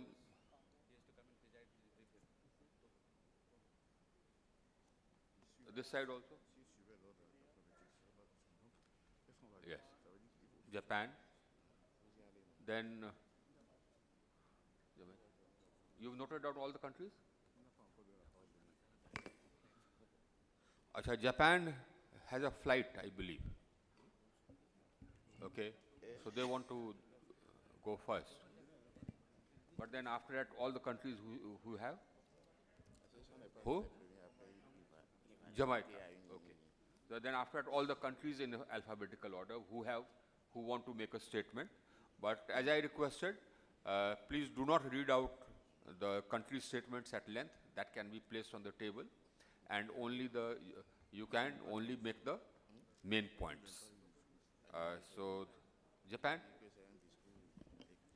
Thank you, Mr. President, for allowing us to speak first, as we have to go to the airport after this. Japan signed the framework agreement and became a member of ISA on the occasion of Prime Minister Modi's visit to Japan. Excuse me, I'll just interject for 1 minute. I have to go for a brief while. Now, I would request one of the honorable ministers who is also a vice president to preside while I'm away. I believe Tonga is a vice president, and honorable minister is here. So if honorable minister would agree, he can preside while I'm away? Honorable Minister from Tonga? Is that okay? Is that okay? You can preside while I'm away. Thank you, Chairman. Thank you, Tonga. So I'll be back in about half an hour. Thank you.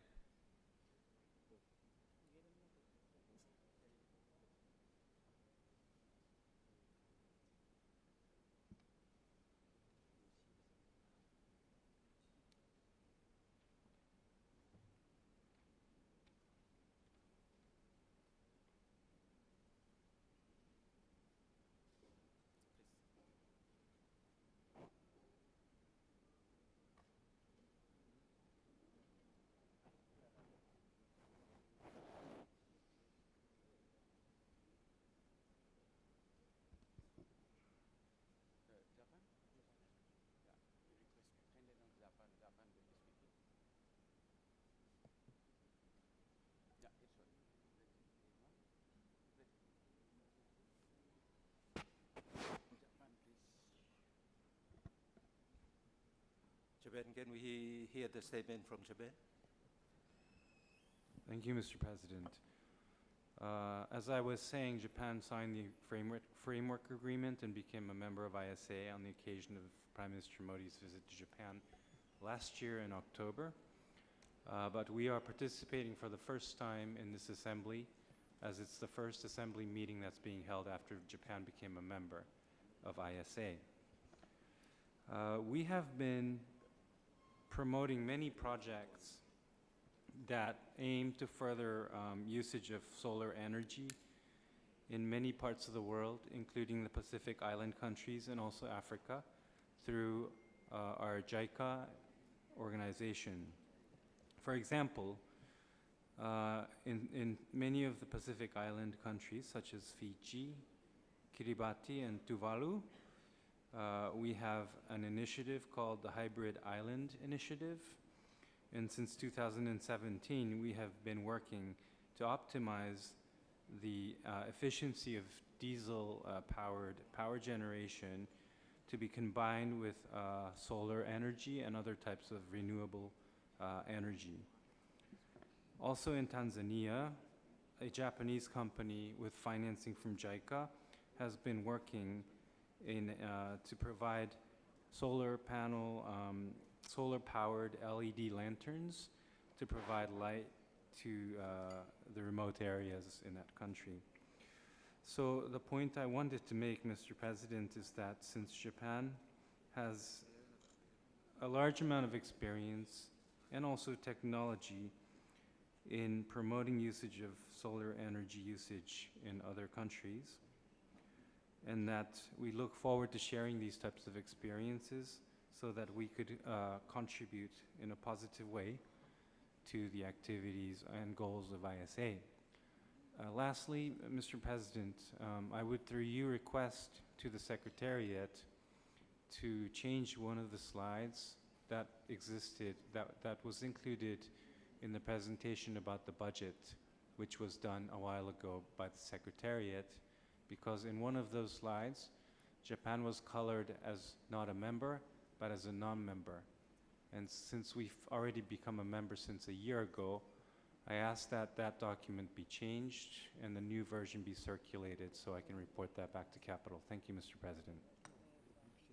I'm sorry about that. We'll immediately take corrective steps. Thank you very much, Japan, and thank you for offering your kind services and your experiences and the technology with the technologies that you have. I'm sure that you being a member now of ISA will be very beneficial to all member countries, especially the Pacific Islands. Australia. Thank you, Mr. Acting President. I'll try to keep mine very short. I've got quite a few things to say here, but I'll skip through them. Firstly, let me congratulate the Indian government on successfully convening the second assembly, and I'd also like to welcome the new members to the ISA. Australia is pleased to advise that we're going through the domestic processes to ratify the Framework Agreement Amendment, and this will allow for broader membership. In terms of capacity building, Australia is pleased to provide significant support regionally. We're also pleased to provide a range of support to the governance arrangements for the ISA so that we can set it up as a long-standing institution. We're doing this through the provision of a secondee to the ISA Secretariat, and we've also been very pleased to serve as a chair on the General and Legal Committee. In terms of some of the things that Australia is doing regionally, which aligns with the objectives of the ISA, the Australian Infrastructure Financing Facility for the Pacific is providing $1.5 billion in loans and $500 million in grant funds for priority infrastructure projects in the Pacific Island countries and Timor-Leste. And this has a particular focus on energy solutions and clean energy solutions. The Australian government has contributed $3.4 million to the International Finance Corporation's PNG rooftop solar project, and this aims to expand private sector access to rooftop solar systems, particularly in Port Moresby. And this will contribute to the PNG's aim to transition its energy sector to 100% renewables by 2050. I'll skip through some of the other things, Mr. Acting President, and work through some of our expertise. Australia is a world leader in the solar and renewable energy sector. We have among the highest per capita uptake of rooftop solar globally, with 1 in 5 Australian households with rooftop solar installed. In terms of research and development, the Australian government has provided $290 million to around 300 solar research and development projects, and these projects have helped to break 11 solar PV cell world efficiency records. So Australia remains committed to sharing this information, and we'd readily share our research and development with others. So I'd like to conclude by emphasising that Australia will continue to work closely with the ISA to assist in its success. We want it to become a robust and well-functioning organisation. We will remain engaged in support of ISA programs and promote cooperation with our fellow founding members, and I look forward to working with you over the coming years.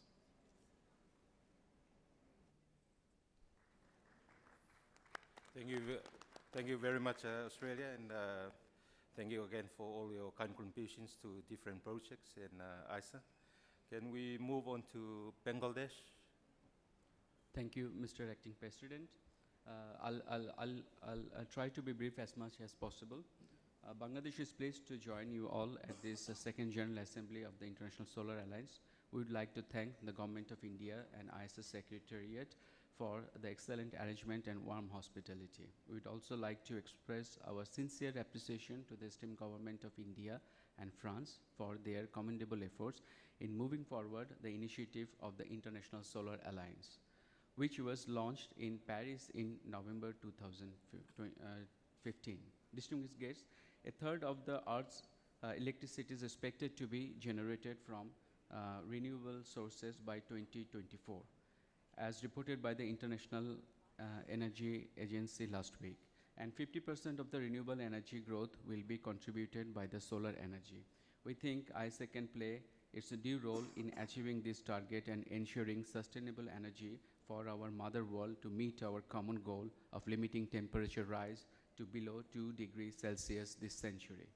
The development of low carbon energies is extremely important for Bangladesh as one of the worst climate vulnerable countries. Bangladesh aims at increasing the share of renewable energy in our aggregate demand for the energy, as well as improving energy access for the rural people. Ladies and gentlemen, the government of Bangladesh, under the visionary and dynamic leadership of Prime Minister Sheikh Hasina, is committed to develop domestic renewable energies to its extent possible. The Perspective Plan of Bangladesh Vision 2021, articulated by our Prime Minister, and Power System Master Plan 2016 put a lot of emphasis on generating renewable energy. Bangladesh formulated its renewable energy policy in 2008 and established the Sustainable and Renewable Energy Development Authority (SREDA) in 2012 with a target of meeting 10% of country's energy demand from the renewable sources. Aspirational declaration of our Honorable Prime Minister is to go for 100% clean energy by 2050. The policy initiatives and the right kind of environment provided by the government has created a boom in off-grid renewable energy in Bangladesh, particularly the solar home system.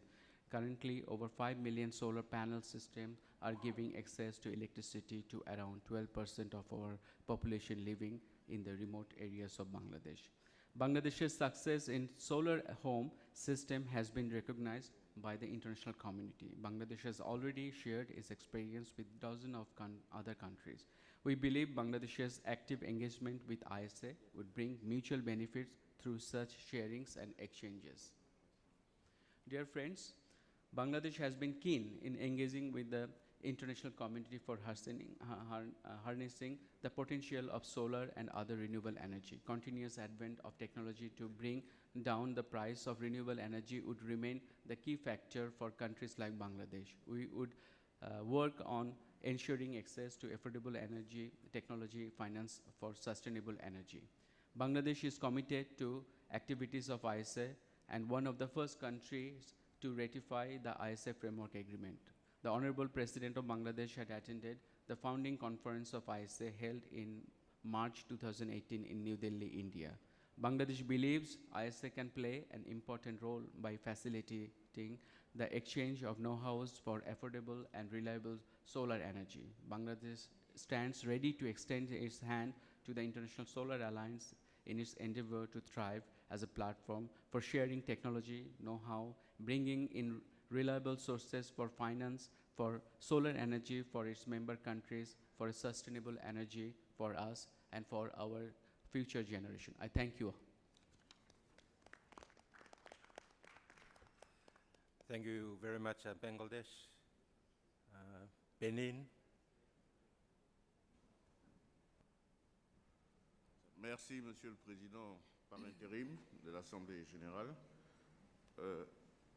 À l'entame de notre propos, nous tenons à rendre hommage, un hommage sans équivoque, au rôle d'avant-garde de l'Inde, dont nous avons pu, une fois de plus, mesurer la détermination à porter ce projet qui vise à conjurer le mauvais sort auquel nos mauvaises habitudes énergétiques exposent les générations futures.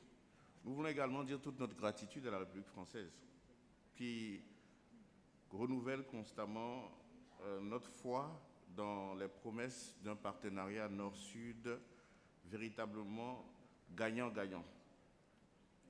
Au Bénin, la transition énergétique s'opère sur deux axes, celui des investissements publics, à travers notamment deux projets phares sur lesquels nous allons légèrement insister. Il y a le financement d'une centrale photovoltaïque par la République française justement et l'Union européenne avec une capacité de production de 25 MW à terme et la construction en cours d'un réseau de centrales photovoltaïques avec l'appui du gouvernement américain pour une capacité totale de 50 MW.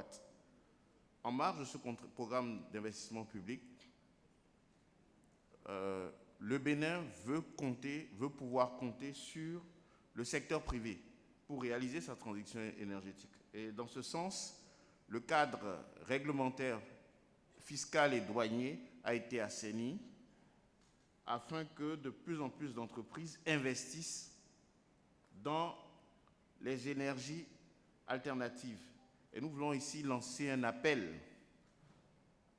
aux bonnes oreilles qui nous entendent afin que notre pays puisse recevoir son lot d'investissements dans ce secteur. D'ores et déjà, le gouvernement met l'accent sur la création de mini-réseaux solaires photovoltaïques. Et en dehors de cela, le gouvernement, dans le cadre de son programme d'investissement public pour loger ses services, a entrepris de construire de nouvelles cités administratives et ministérielles basées sur les énergies propres, dans le cadre de contrats de partenariat public-privé qui appellent également l'intérêt des investisseurs, tant il est manifeste que notre cadre juridique est aujourd'hui favorable à l'investissement privé. Je vous remercie de votre attention.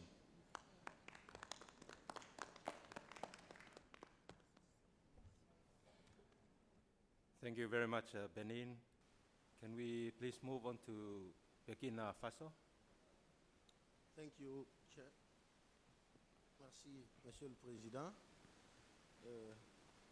Messieurs les ministres, Messieurs les délégués des différents pays frères et amis, le Burkina Faso salue la tenue de cette deuxième Assemblée générale de l'Alliance solaire internationale et le travail remarquable, il faut le reconnaître, effectué par le directeur général et son secrétariat, ainsi que l'appui important apporté par l'Inde et la France.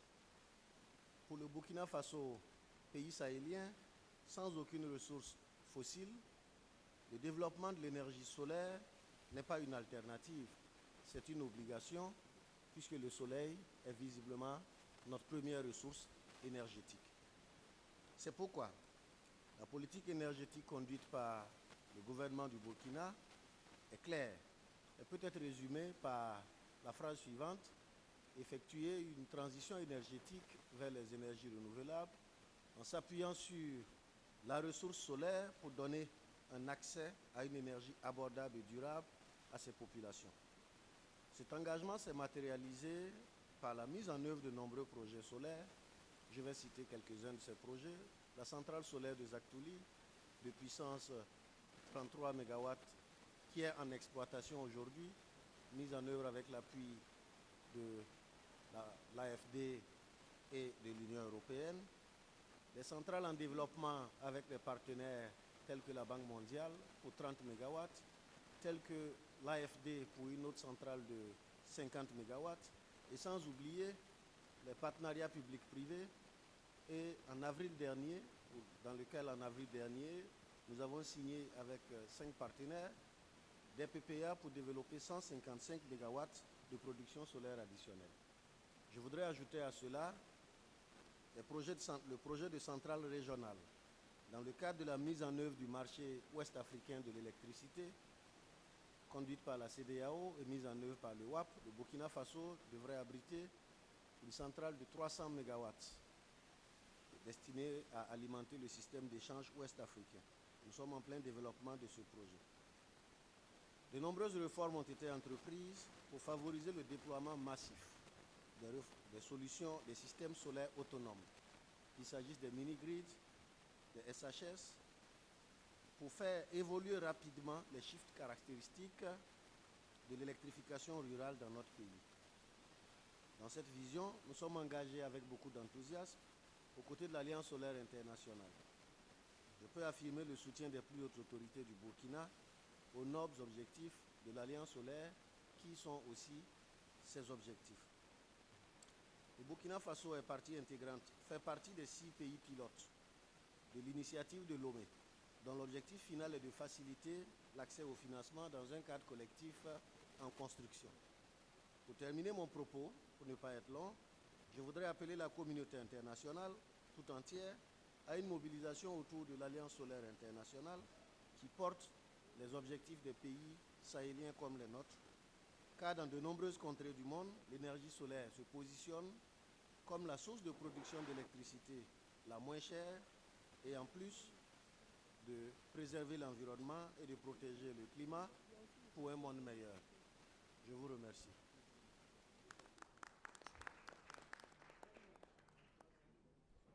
Thank you very much, Burkina Faso. Can we please move on to Congo?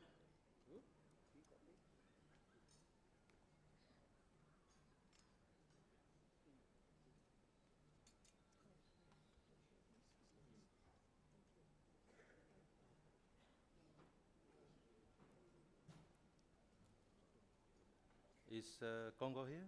No. India.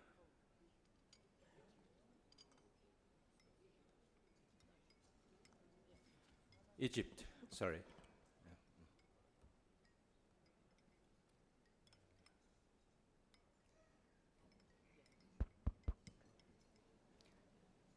Excuse me. Good evening. Can allow to me to speak in Arabic, please?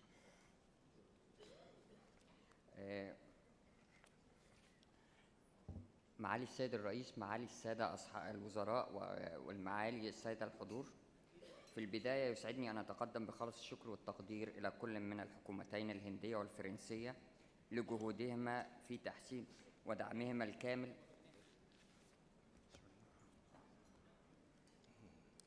في تأسيس هذا التحالف الذي ولد عملاقا. كما يسعدني أن أعبر عن سعادتنا وامتناننا للإنجاز الذي حققه التحالف خلال الفترة القصيرة الماضية. السيدات والسادة، جئنا حاملين آمال وتطلعات شعوبنا في إنشاء مشروعات الطاقة الشمسية، حيث تختلف من بلد إلى بلد، فمنها من يتطلع إلى الإمداد بالكهرباء إلى المناطق المحرومة منها، ومنها من يأمل في تأمين الإمداد بالطاقة، ومنها من يسعى إلى المساهمة في خفض الانبعاثات لتجنب المزيد من التغيرات الأساسية. السيدات والسادة، استطاعت مصر أن تحقق إنجازاً كبيراً في مجال الطاقة الشمسية خلال العامين الماضيين فقط، حيث كان في عام 2016 لا توجد أي مشروعات للقطاع الخاص 0 ميجا وات في مجال الطاقة الشمسية، ولكن الآن تم إنشاء وتشغيل حوالي 1500 ميجا وات من مشروعات الطاقة الشمسية ببنبان بواسطة القطاع الخاص، حوالي 32 مشروع كأكبر مشروع حتى الآن عالمياً، 1500 ميجا وات في مكان واحد، وذلك في إطار برنامج تعريفة التغذية، حيث تم الانتهاء والتشغيل التجاري بالكامل خلال شهر أكتوبر الحالي. وقد حصل هذا المشروع على جائزة أفضل مشروع من البنك الدولي لعام 2018. ونتيجة لذلك، وبالأمس فقط تم توقيع اتفاقية شراء الطاقة لمشروع محطة خلايا فوتوفولتية قدرة 200 ميجا وات بسعر 2.5 سنت دولار، 2.5 سنت دولار. هذا المشروع وهذا السعر يعتبر عالميا أيضا. نعم، في دبي 1.7، ولكن في مصر 2.5 سنت، بلد كان يعاني من أزمات سياسية، وفي خلال 5 سنوات فقط استطاع أن ينخفض بالسعر من 14.3 سنت دولار كأول مرحلة لتعريفة التغذية لكي يصل إلى 2.5 سنت دولار، فهذا يعتبر خفض بحوالي 83% في الأسعار. وهذا ما يؤكد أن نجاح الحكومة المصرية في جذب القطاع الخاص لتنفيذ هذه المشروعات، وكذا جاذبية مناخ الاستثمار في مصر. وأيضا جاري التجهيز لطرح أول محطة 600 ميجا وات أيضا، ولكن بنظام الأوكشن، ده سوف يتم الإعلان عنها قريبا. السيدات والسادة الحضور، إن نجاح مصر في تنفيذ وتشغيل مشروعات بقدرة 1500 ميجا وات خلال الفترة الوجيزة الماضية يأتي نتيجة ما تم إصداره من تشريعات، منها قانون الكهرباء وقانون الطاقة المتجددة وكذا برنامج تعريفة التغذية، مما أعطى رسالة قوية بجدية وجاهزية الدولة في جذب الاستثمارات في مجال الطاقة المتجددة، والتي تستهدف 42% من مزيج الطاقة في عام 2035، وهو ما يتطلب إنشاء أو إضافة قدرات بحوالي 40 جيجا وات من الطاقة الشمسية لوحدها، منها حوالي 31 جيجا وات من مشروعات الخلايا الفوتوفولتية، وحوالي 9 جيجا وات كونسنتريتد سولار باور أو المركزات الشمسية الحرارية، وجميعها سوف يتم تنفيذها بواسطة القطاع الخاص، مما يؤكد على أن السوق المصري سوق واعدة وجاذبة للاستثمار. كما أصبحت الاتفاقيات شراء الطاقة باور بارشيز اجريمنت مقبولة من جهات التمويل الدولية، أي أصبحت بنكابيليتي، مما سيسهم في جذب الاستثمارات وخلق فرص العمل. كما لا نغفل أهمية هذه المشروعات في الحد من الانبعاثات والمساهمة في الحد من التغيرات المناخية. السيدات والسادة، نحن نتطلع إلى التعاون مع التحالف والسكرتارية وكذلك الدول الأعضاء من خلال تبادل الدروس المستفادة وأفضل الممارسات مما حققته مصر من دولة كانت تعاني من انقطاع الكهرباء حتى عام 2015 إلى دولة تملك احتياطي آمن وكاف ساهمت فيها مشروعات الطاقة المتجددة بصفة خاصة وتعتمد فيها خطتها المستقبلية على القطاع الخاص، وهذا ما أشارت إليه أيضا دولة الإمارات العربية من استعدادها لتبادل الخبرات وما تم تحقيقه.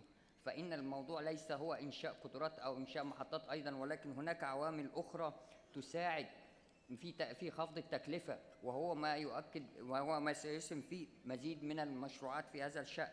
نحن نتطلع إلى مزيد من التعاون من خلال مساعدة الدول الأعضاء وذات الظروف المشابهة من خلال عرض الخبرات والمساعدة في حل المعوقات والتغلب على التحديات. فليس توفير التمويل هو التحدي الأكبر، ولكن خلق بيئة مواتية للاستثمار هو التحدي الأكبر. فجاهزية الشبكة وإتاحة الأراضي وتوفير الضمانات الحكومية والتشريعات والإعفاءات الضريبية والحوافز الجمركية بالإضافة إلى التسهيلات الإدارية هي تعتبر من أكبر التحديات التي تواجه مثل تنفيذ هذه المشروعات. السيدات والسادة، نحن نتطلع إلى تحالف يعمل على أسس مستدامة لنشر استخدامات الطاقة الشمسية في إطار متناسق متكامل ومتناغم مع المنظمات الدولية الشقيقة العاملة في مجال الطاقة المتجددة. نحن نأمل في مزيد من بناء الكوادر، ليست فقط الكوادر الفنية كمهندسين أو فنيين، ولكن نتكلم عن المتخصصين في إعداد اقتصاديات المشروعات وكذلك النواحي القانونية، ويأتي قبل ذلك صناع أو متخذي القرار. وأخيراً، فإن شعوبنا وعائلاتنا في كل أرجاء أوطاننا وأولادنا يحلمون بغد أفضل، يحلمون بطاقة مستدامة وبتكلفة عادلة وبيئة نظيفة من خلال الطاقة الشمسية من أجل مستقبل مزهر لجميع شعوب العالم. وشكراً لحضراتكم.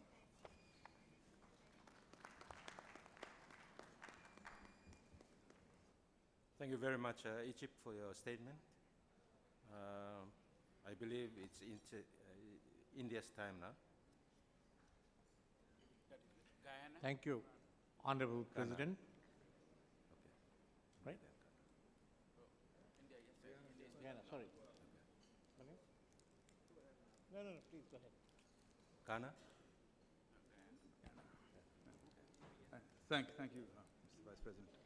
Your Excellencies, the President, Co-President, and Director General of the ISA, Honorable Ministers and distinguished delegates from the many countries gathered here, fellow ambassadors and high commissioners, ladies and gentlemen. Guyana remains happy with its membership in and the progress of the International Solar Alliance.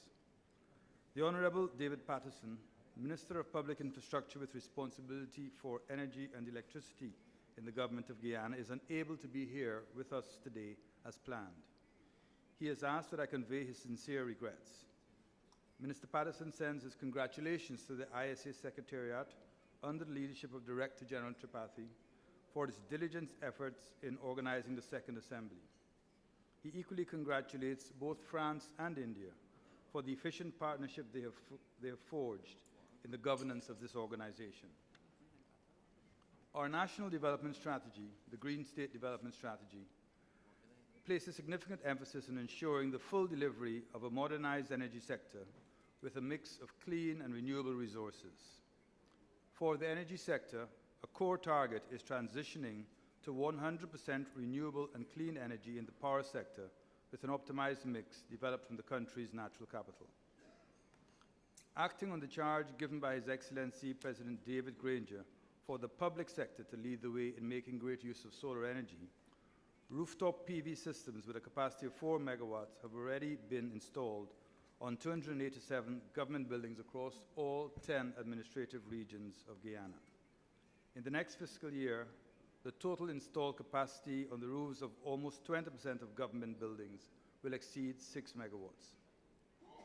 Guyana will soon finalize the operation of its first solar farm in the hinterland town of Mabaruma with an installed capacity of 400 kilowatts. With support from the Inter-American Development Bank, we will be installing solar farms in 3 more off-grid townships with a total capacity of about 3 megawatts. Our government has created fiscal incentives for developers. These include tax and excise duty exemptions for renewable electricity equipment and corporation tax holidays for investors in the renewable energy sector. With a grant from the government of Japan, Guyana will finance the installation of a 400 kilowatt solar PV system with storage at the Secretariat building of CARICOM, the Regional Economic Community of Caribbean States. Distinguished audience, together with our fellow CARICOM member states, Guyana would like to thank the Honorable Narendra Modi, Prime Minister of India, for his government's recent and welcome extension of a $150 million line of credit to the CARICOM states for the development of renewable energy. This facility is expected to do much to enhance the use of solar energy, particularly in the Caribbean island states. In addition, Guyana is working with the ISA on a model off-grid solar mini-grid system at the community of Anai in the Rupununi. The Anai project will demonstrate smart grid, battery storage, and other technologies. These will be deployed in a scaled-up line of credit project with the Government of India to extend energy inclusion to more than 40 similar communities in Guyana's hinterland. We further take this opportunity to acknowledge the ISA's work in the training of Guyanese solar engineers and academics. Equally, the ISA's work with our national focal point, Dr. Mahendra Sharma, who is right here beside me, and the Guyana Energy Agency on the development and evolution of our solar roadmap is much appreciated. Distinguished audience, Guyana is committed to achieving a green economy. Advancing the transition to sustainable renewable energy will remain at the forefront of our national priorities. The presentations and discussions during this second assembly of the ISA will, no doubt, serve to foster greater collaboration and information sharing and help guide Guyana on its green development pathway. Thank you. Thank you very much, Kiana, for your statement. I apologize for that little mishap. The list that I have here, I think I have something wrong with this list, but I'll just call it out and see whether the list is right. I have here India to be next, then Jamaica and Mozambique. Is that right?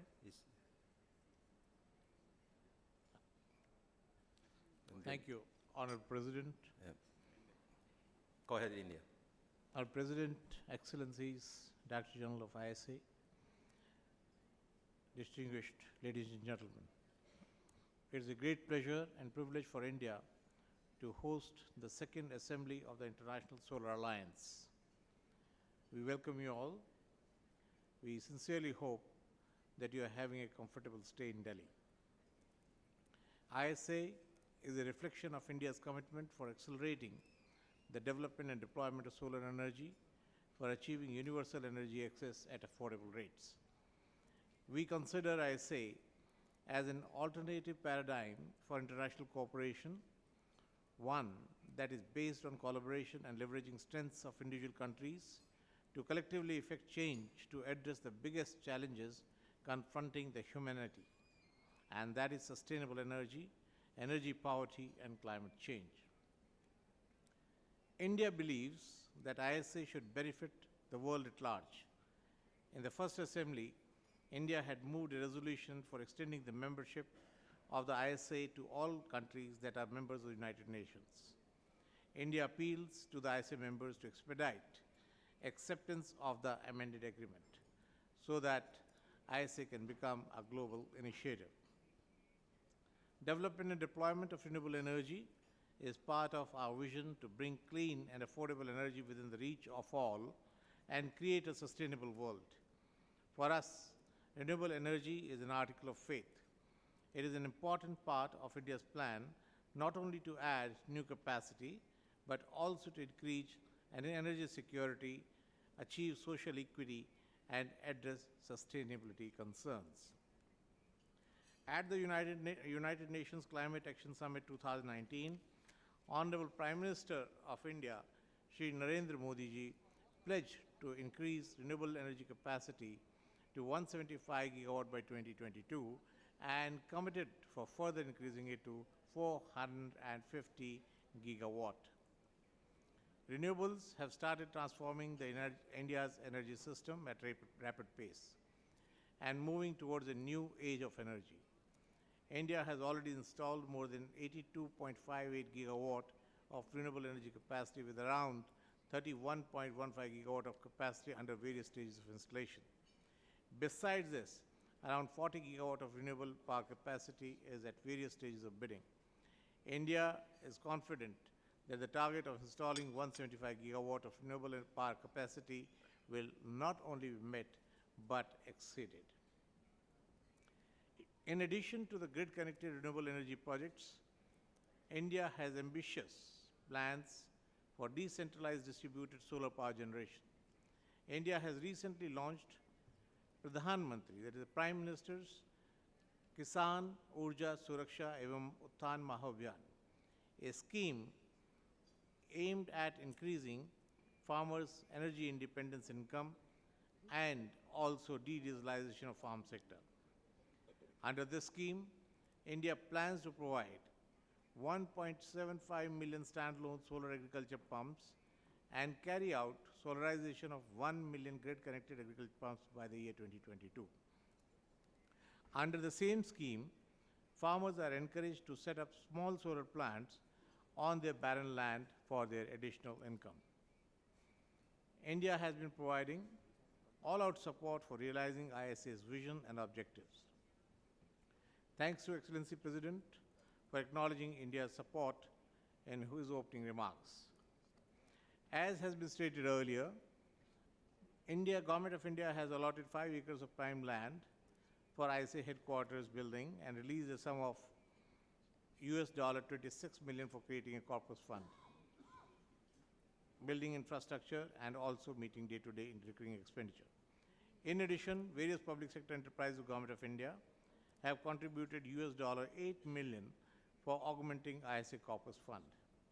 Apart from these, India has set aside $2 billion for solar projects in Africa out of Government of India's $10 billion concession line of credit for Africa.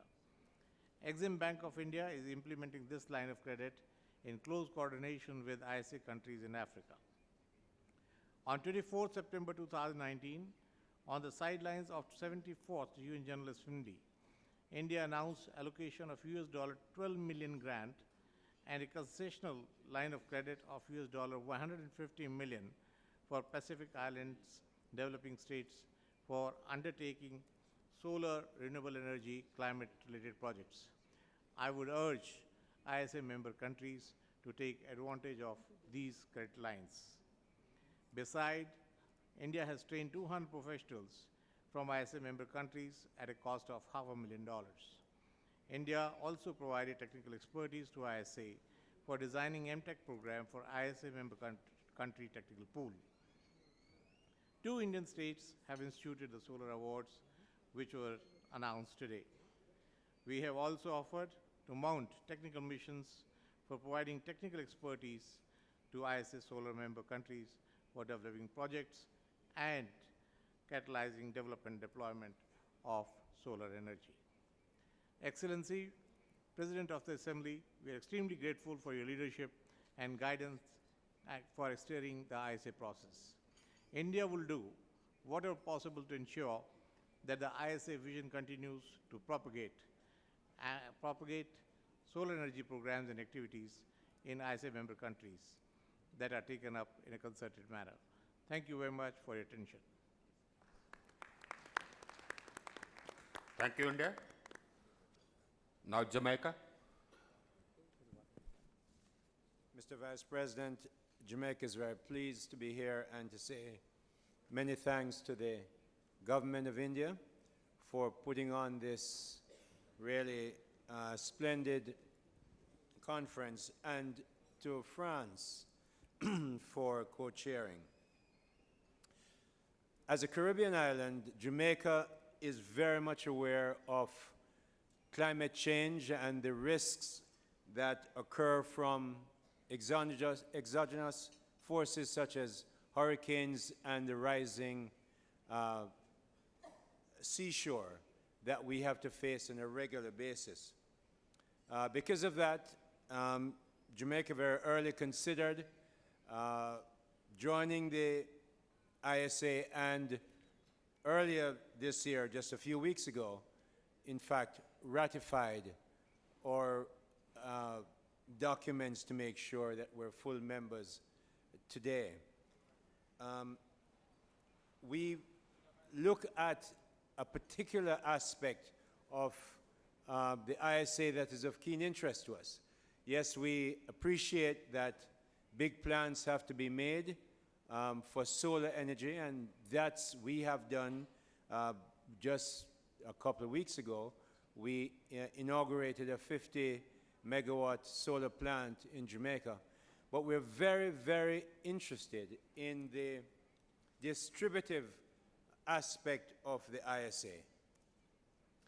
When we put in big solar plants, a few very wealthy investors get wealthy.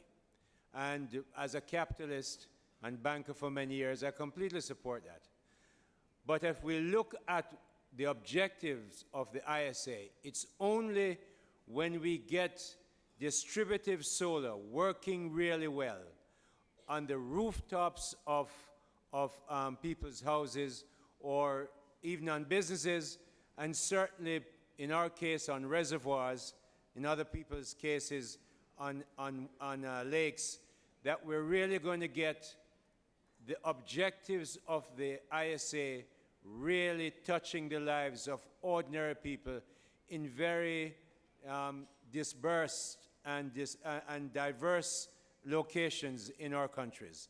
And so I really ask that not just the ISA, but the financing agencies, the multilaterals, Exim Banks of the world, and I spoke to them this morning, look at how we can best finance distributive solar. It's not as easy as a big plant, but it's extremely necessary.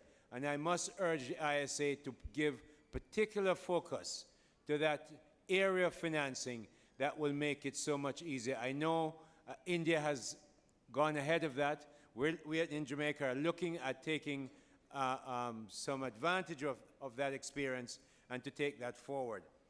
Prime Minister Holness, or Prime Minister, was named by the Secretary General of the United Nations to co-host with President Macron, who is clearly a founder of ISA, to co-host a fund of $100 billion to finance climate resilience. Again, Jamaica, being a Caribbean country, finds this important, and Prime Minister Holness and his cabinet and all of us in government take it very seriously, and he has been a serious campaigner with President Macron to find this money. Finally, Prime Minister Modi at the United Nations General Assembly last month announced a fund of $150 million for CARICOM countries in the Caribbean.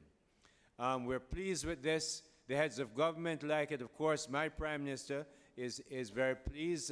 It was at the time when, in fact, he was a guest speaker for the 150th birth anniversary of the Mahatma Gandhi at the UN. And so we were pleased that India announced this. Jamaica intends to take full advantage of this fund and other funds available from the ISA, and we're pleased to be present.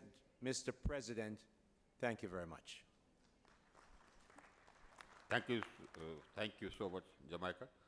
I'm sure the ISA will take your suggestions on board, and you made very valid points. Mozambique? Mozambique? Thank you. Thank you very much, Mr. President. Excellencies, allow me on behalf of the government of Mozambique to convey our deep commitment of the people of Mozambique towards all the wide targets and goals of the International Solar Alliance. As a member state, it is our first participation in this second assembly of ISA. It is indeed a great honor to join this group, and I would like to convey my sincere congratulations to ISA and the government of the Republic of India for organizing this event. And I also thank you for allowing me to express our thoughts on solar power for sustainable development and renewable energy. After COP21, a new era for solar development has begun with the alliance launched by the Honorable Prime Minister of India, His Excellency Narendra Modi, and then French President François Hollande. Mr. President, recognizing that Mozambique is developing energy reforms that will conduct new approach and new development in order to meet the goals of sustainable energy for all, in line with energy transition. For renewable energy, I would like to mention that we have already a renewable energy atlas for Mozambique, which we want to translate from an energy data resources and turn into an investment plan. Just as an example, where the solar potential is around 23 teravolts. In 2018, Mozambique approved two important instruments, namely the Integrated Master Plan for Electric Infrastructure for a 25 years period, and the National Electrification Strategy, which points to universal access to electricity by 2030. To achieve this objective, we will require 60% of energy from the national grid, and 40% will be from isolated systems where solar energy will play a key role. Mr. President, Mozambique has been carrying out solar-based projects for off-grid solution, domestic solar system, and mini-grids for some years. Recently, the first 40 megawatts on-grid solar power plant in Mokuba and the implementation Meteor solar power plant for megawatts is planning more projects for the coming years. Mr. President, the nations must prepare themselves, or we must prepare ourselves to follow and fulfill the present and the future needs. Climate change is a reality, so energy transition is the way. The International Solar Alliance will play a very crucial role on the share of clean energy in order to balance other available resources. We have ratified last year to the International Solar Alliance because we believe that it is the path of a rapid deployment of solar technology among ourselves.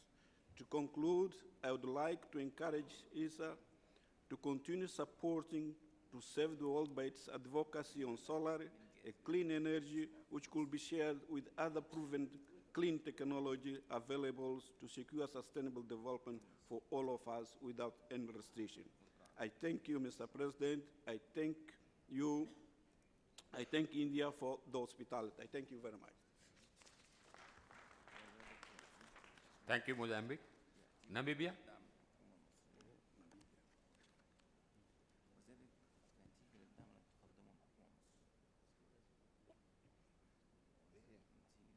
No? Perú? Muchas gracias, señor presidente.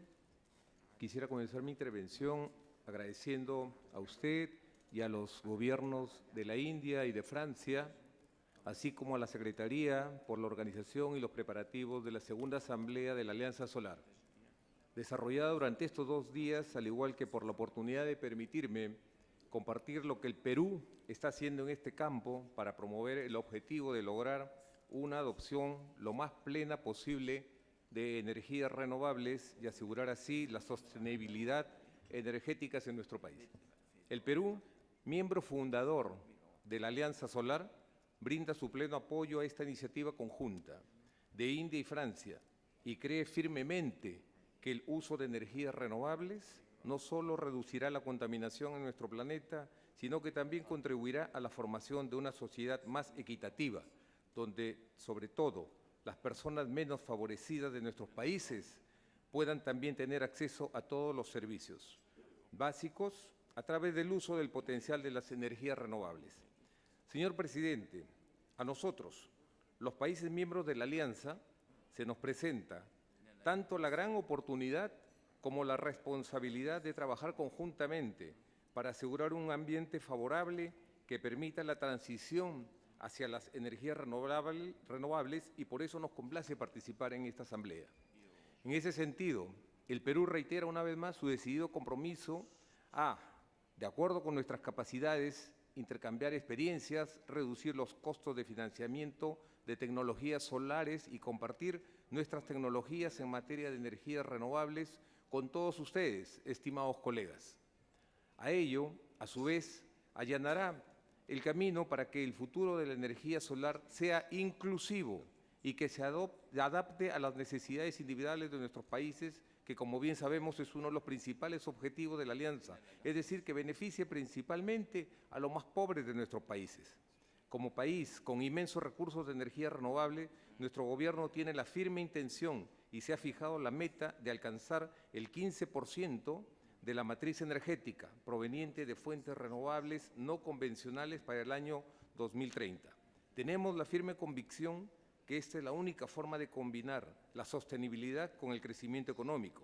En el corto plazo, señor presidente, para el 2021, año simbólico del bicentenario de la independencia del Perú, aspiramos a lograr el acceso a la electricidad a la totalidad de los 33 millones de peruanos, con una primacía de fuentes renovables. Actualmente ya superamos el 80% de cobertura. Señor presidente, como una prueba de nuestro compromiso con la organización, seremos anfitriones de la primera reunión del SunWorld, que se llevará a cabo del 12 al 14 de noviembre próximo en Lima. Un evento que impulsará la agenda solar internacional en la región de Latinoamérica y el Caribe, con la participación de funcionarios gubernamentales de alto nivel, empresas y academia. Me permito en esta oportunidad, a través suyo, señor presidente, reiterar la invitación del señor Ministro de Energía y Minas del Perú, señor Juan Carlos Liu Yonsek, para que todos los países miembros asistan a este importante evento, que ha sido planificado con mucho interés y dedicación por el Gobierno del Perú en estrecha cooperación con la Secretaría de la ISA. La Alianza Solar es una organización internacional joven que debemos fortalecer para que se puedan alcanzar los objetivos ambiciosos que todos nosotros nos hemos trazado. Para ello, debemos hacer los mayores esfuerzos para darle la óptima gobernanza a la Secretaría, atrayendo el mejor talento y excelencia profesional de los países miembros. Señor presidente, no quisiera concluir mi intervención sin antes felicitar a todos los países miembros presentes, a la Secretaría, al señor Director General y a usted, señor presidente, por la acertada conducción de nuestros trabajos en estos días y por los importantes avances que se han alcanzado en el curso de esta segunda asamblea. Esperamos que la Alianza pueda continuar con un ímpetu renovado. Sus esfuerzos para realizar una transición global hacia la adopción de las energías renovables, objetivo para el cual puede, como siempre, contar con el pleno apoyo de nuestro país, Perú. Muchas gracias. Thank you. Thank you, Peru. Rwanda. Mr. President, Co-President, honorable ministers, distinguished ladies and gentlemen, I have the honor and the pleasure to speak on behalf of the government of Rwanda at this second General Assembly of the International Solar Alliance. I'd like to bring to you greetings from my President, His Excellency Paul Kagame, President of the Republic of Rwanda, who keeps fond memories of the launch of the International Solar Alliance Forum in March 2018, which he attended personally and welcomed the important initiative championed by the government of India and France. Rwanda is confident that this assembly is an important platform to discuss and address key barriers and issues that hinder sustainable economic growth, considering that solar energy can contribute significantly to providing universal access as a sustainable source of electricity. Rwanda has taken significant steps to creating an enabling environment to promote solar energy. Through the National Strategy for Transformation, the government of Rwanda has set a target of achieving universal access to clean energy by 2024. This is planned to be achieved through a combination of on-grid and off-grid connections in ratios of 52% and 48% respectively. Currently, the access has reached 52% and compared to 9% in 2010. The government of Rwanda has put in place a rural electrification strategy which opens a window for private sector to lead massive off-grid electrification of households that are located away from the grid. From the year 2016, 15% of the households have been connected using standalone solar home systems. To complement the solar subsector, the government approved the electricity law that has been amended to streamline governance of electricity sector to address existing legal and regulatory challenges. Guidelines on solar home systems standards have been developed and published to increase service delivery. Guidelines and licensing frameworks for the development of mini-grids have been developed and validated by stakeholders to guide and ease private sector involvement. The government of Rwanda's policy is to promote the private sector participation, which stimulates innovation and massive outreach, which has encouraged the creation of new subsector with innovative marketing and financing models such as pay-as-you-go system, specifically for stand-alone home systems. Ladies and gentlemen, I would like to take this opportunity to also highlight that the solar subsector development has inherent challenges like capacity gaps, vulnerability to counterfeit producers, low quality of products, limited storage capacity, foreign exchange volatility, and the high cost of solar products, as well as limited ability to pay for solar products by low-income households. The government of Rwanda will continue to work closely with the International Solar Alliance and investors to come up with innovative solutions to ensure affordable and sustainable access to electricity in the region. Furthermore, I would like to take this opportunity to highlight that there are still significant investment gaps and the opportunities to help the government of Rwanda to meet its targets for universal access, not just in the off-grid sector, but also on the on-grid generation. As we strive to improve the livelihood of our people through providing energy that is from renewable sources, the global renewable energy development has increased over the last decade, especially in the emerging economies. The second General Assembly of International Solar Alliance thus comes at an appropriate time, where the developing countries such as ours that experience similar economic, social, and environmental issues and challenges that need to be discussed and lessons learned applied as we strive to improve the livelihood of our communities and continue the efforts of achieving SDG 7 target. As I conclude, I would like to congratulate and express our sincere appreciation to the Government of India and the International Solar Alliance Secretariat for successfully organizing this high-level event and for facilitating participation of our delegation. Thank you so much. Thank you. Thank you, Rwanda. Senegal.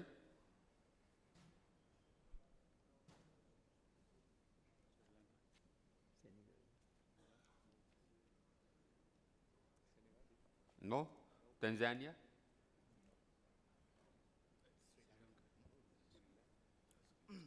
Tanzania is there? Thank you very much, Mr. President. Like many speakers before me, would like to salute the sterling leadership No, Tanzania is there? of India and France in this great initiative. Tanzania is not there? No. Then Sri Lanka is raising its flag. Sri Lanka. Sorry, Mr. President, I had started my speech. Beg your pardon? Tanzania was speaking already. Tanzania you have started, right? Yes. So Tanzania first. So Sorry, so I didn't see your flag, yes. Okay, I was saying, Mr. President, that like many speakers, we really want to salute India and France for this great initiative. Tanzania signed the ISR Framework Agreement in Marrakesh, Morocco in 2016. The signing of ISA Framework marked our journey towards ratification of the agreement so that we become full member of this noble alliance. As you may be aware, the procedure for ratification of international treaties such as ISA differ from one country to another. And in our own case, it requires a handful process as provided by the Constitution. And the Parliament always has the final mandate to to endorse any such ratification process. But I'm glad, Mr. President, that to report to you that on Tuesday this week, on Tuesday this week, 2 days ago, the cabinet passed a cabinet memorandum to have the ISA framework agreement ratified. What follows now is the parliamentary approval at the upcoming session in November, later this year. So this process will become complete and will be fully member of this noble initiative. Mr. President, we are witnessing a dramatic fall in solar tariffs, and this is a favorable condition for the solar industry. It means, therefore, that once we have in place supportive programs, further reduction in the tariff should absolutely, obviously be expected. In implementing supportive programs and strategies, Tanzania has embarked on the identification of a number of solar sites. To this end, 3 sites, namely the Manyoni Solar Park in Singida with 450 hectares, Zuzu in Dodoma with 350 hectares of land, and the Same Kilimanjaro with 250 hectares have been acquired by the government and are being designated as solar parks to facilitate solar investment. It is heartwarming that such areas, such process is accompanied by the government compensation of a land so acquired, and initiation of preliminary studies to have this project starting. This strategy is expected to reduce the investment costs by prospective investors and consequently reduce the price to the final consumers. And I would like to close by inviting many development partners, private sector, and the friends of the Alliance to consider Tanzania as a destination to invest in the energy sector and in many other development sectors. I thank you very much, Mr. President. Thank you, Tanzania. Now we have Tuvalu, then Mauritius, then Niger. Mauritius? Yep. Mr. President, Tuvalu is here. Mr. President, may I, on behalf of the Minister of Energy of the government of Tuvalu, thank the government of India and France in inviting and setting up the logistics to allow Tuvalu to be part of this second ISA assembly. As a founding member, in terms of ratification and signature of this institution, Tuvalu pledges its continued commitment and support to the objectives of this important organization, with reflections to the core values, principles, and vision of this important organization. I would also like to comment on the ISA's vision in extending the membership to the UN family, which certainly this has allowed more global efforts to keep global temperatures increased to the level aspired by the Paris Agreement at 1.5 degrees Celsius, which directly contribute further to global efforts in greenhouse gas emissions reductions on a global scale. Tuvalu has set bold and ambitious targets of electricity generation with 100% renewable energy dominated by solar sources by 2025. It has also set a target of increasing energy efficiency on the main capital. And we have achieved so far 30% through the assistance of our partners. And I would like to extend Tuvalu's appreciation to its partners, such as New Zealand, the government of New Zealand, the government of Japan, of the UAE, United Arab Emirates, Taiwan, Finland, Italy, and not forgetting the European Union. Mr. President,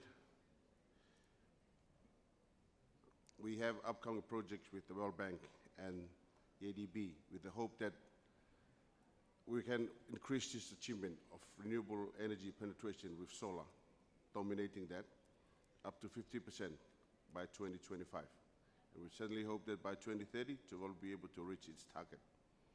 The national determined contribution as well, submitted to the UNFCCC, underscores the bold ambitions set forth by the government in the energy sector of going 100% renewable energy by 2030.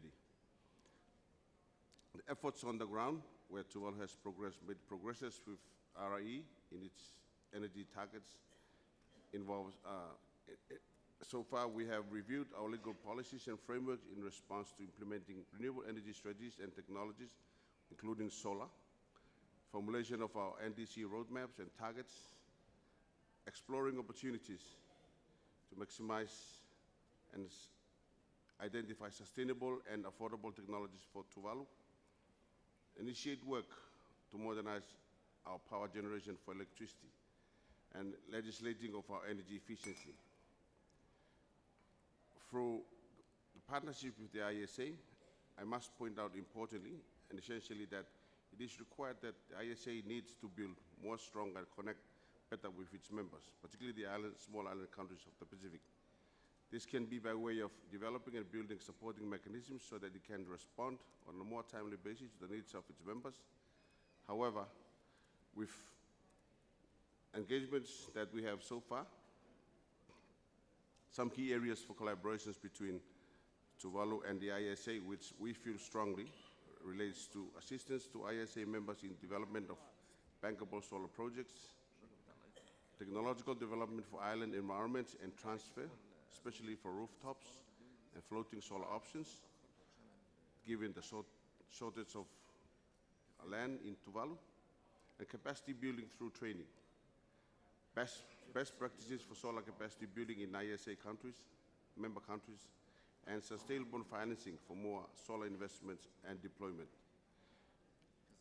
On top of that, Mr. President, there's also the issue of securing affordable tariffs, which we struggle in our small island countries. ISA can also be, most importantly, be the conduit towards development of reliable, sustainable, and affordable energy sources for the deployment of the vital solar industry in Tuvalu, and likewise to seats for employment creation. The smallness and isolation and special vulnerabilities for small island countries like Tuvalu requires ISA to provide special conditions for small island states of the Pacific. As we have heard previously from our Pacific members like Fiji and Tonga, this is crucial. And this is crucial in the intervention and for ISA's intervention and support initiatives and programs to their solar deployment needs, particularly as they look at small island countries with special vulnerabilities like the small island states of the Pacific. For together we can tackle climate change urgency of the world.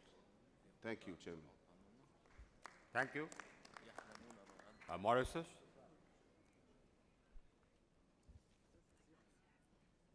Chairperson, Honorable Ministers, Director General, distinguished ladies and gentlemen, good afternoon. On behalf of the Government of Mauritius, my delegation wishes to thank the Government of India and the International Solar Alliance for the warm hospitality extended to us.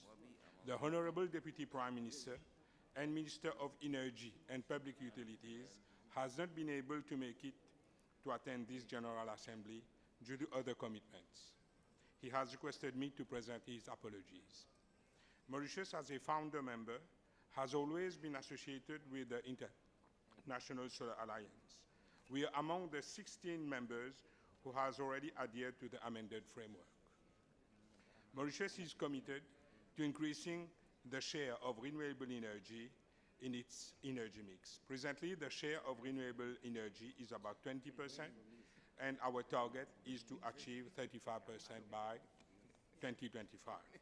Various solar projects are underway to achieve this objective. Chair, Mauritius has taken good note of the achievements made by the International Solar Alliance since its setup, and we look forward to continued collaboration. Thank you very much. Thank you, Mauritius. Nijab.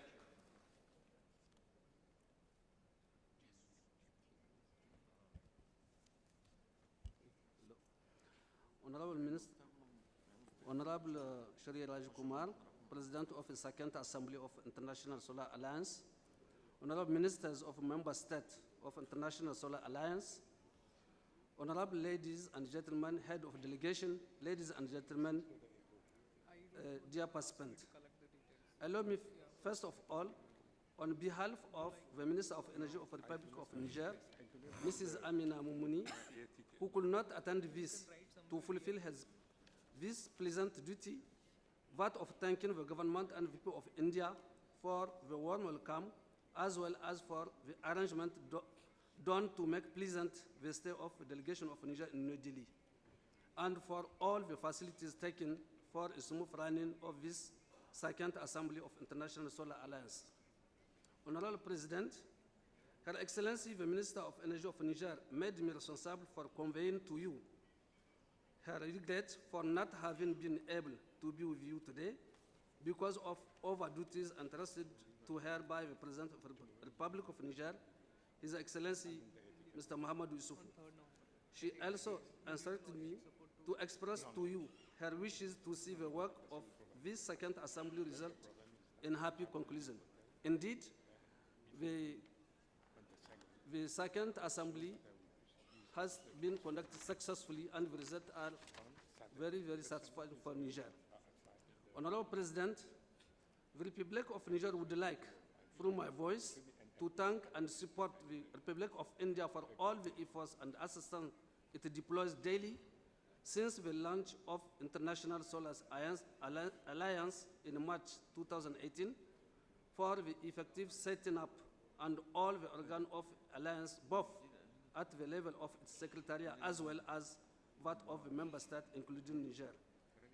Endowed with a high level of sunshine, but with a low electric power coverage rate, the national level is around 12, and in rural area it's less than 1%.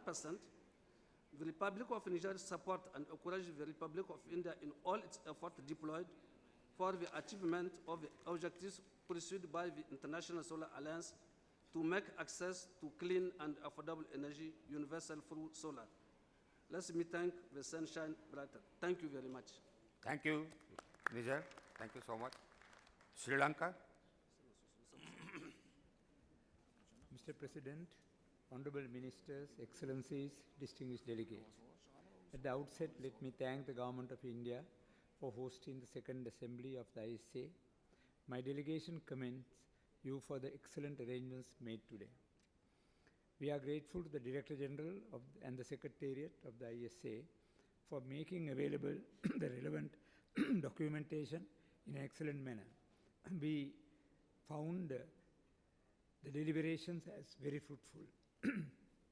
As we had pointed out at various fora many a time in Sri Lanka, harnessing solar power for development is done in keeping with our aim to realize sustainable development goals.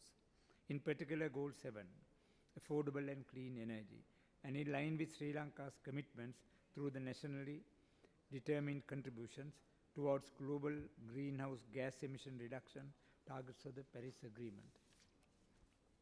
Sri Lanka's national energy policy and strategies recognize solar power as a potential primary energy source in serving our future energy needs.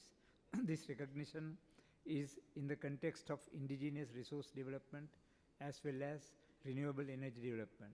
The policy has 10 pillars, out of which 2 are directly relevant to solar power generation, namely enhancing self-reliance and caring for environment. According to the policy, solar power development program is being developed through solar power parks, 10 megawatt unity scale solar power plants, 1 megawatts solar power projects, and solar rooftop program. We have had a focused development in solar rooftop systems in the last 3 years.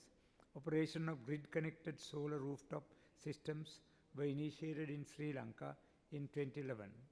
As of now, under the Solar Roof program, there are 235 megawatt of projects connected to the grid. Government has provided a concessionary loan scheme through commercial banks with the assistance of the ADB to meet upfront investment by the customers. The loan amount is US $50 million. Under the National Rooftop Program, Surya Bala Sangramaya, Battle for Solar Power, the popularity of solar power in the country has been tremendously increased.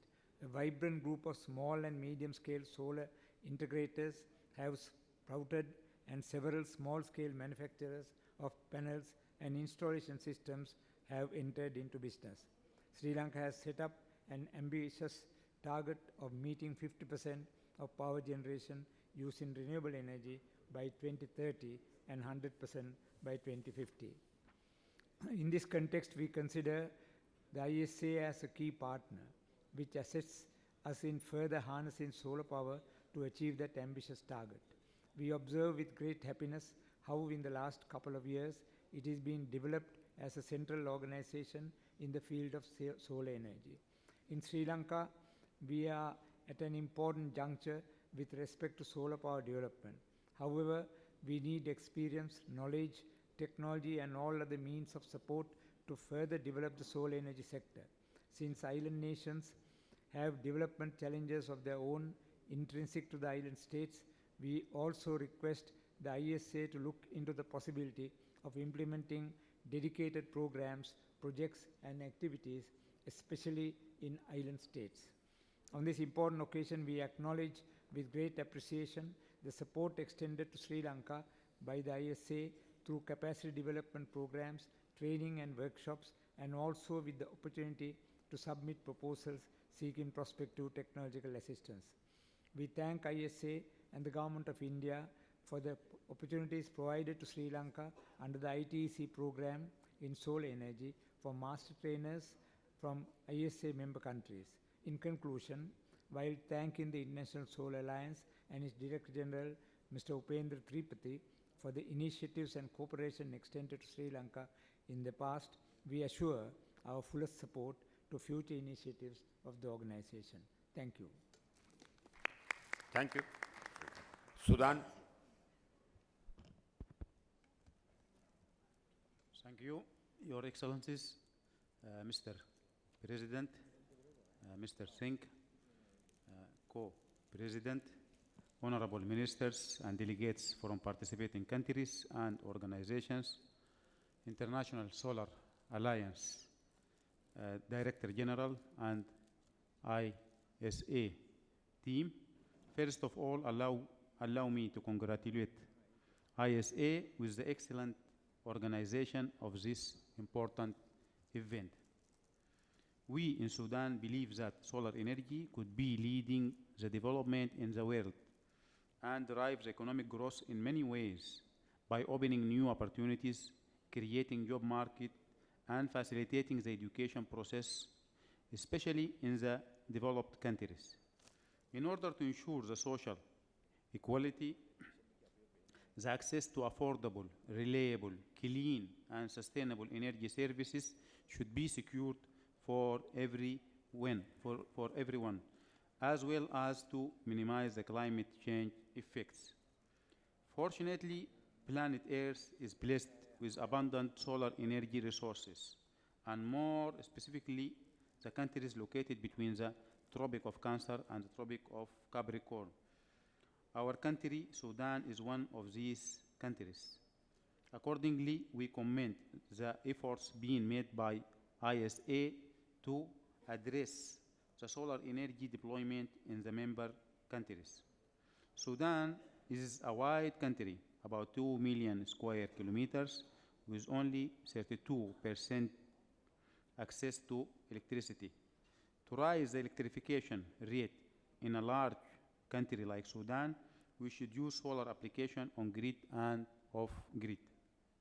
In this regard, the Ministry of Energy and Mining started to implement the first hybrid solar plus diesel project, which is in El Fasher city, 5 megawatt solar park, now in the testing and commissioning phase. The second hybrid solar plus diesel project is in El Dain city, 5 megawatt, in Darfur region, West Sudan, now is under construction. Moreover, the remote areas can be supplied by solar home system, which already has been started with the governmental and private efforts. The Ministry of Energy and Mining started recently a project to implement 10,000 solar home systems for rural areas. Sudan has fertile land, depends on diesel and rain-fed irrigation. These areas can be suitable for using solar in irrigation. In addition to that, rural areas depends on diesel for drinking water can be transformed to solar solution, which is economically viable. Solar pumping project initiated by Global Environmental Facility and implemented by United Nations Development Program, UNDP, and Ministry of Energy and Mining as a national partner now started to implement 1,468 solar water pumps in the northern state. This project now is replicating in River Nile state by Korean International Cooperation Agency and UNDP as implementing partner to implement 450 solar water pump. In addition to that, there are 3 projects in pipeline in White Nile State, North Kordofan, and West Kordofan. Moreover, the studies are completed for 10 states to make similar projects for solar water pumping. In this regard, we are expecting ISA Secretary to facilitate the mobilization of the fund for 50,000 solar water pump, which is submitted by Sudan in aggregation demand, in addition to the other submitted projects on large-scale solar and mini grids and rooftop. A recent Renewable Energy Master Plan updated in September 2019, the gap between demand and generation is recommended to be covered by on-grid large solar power plants because the cost of kilowatt hour is less than thermal and the construction period is short.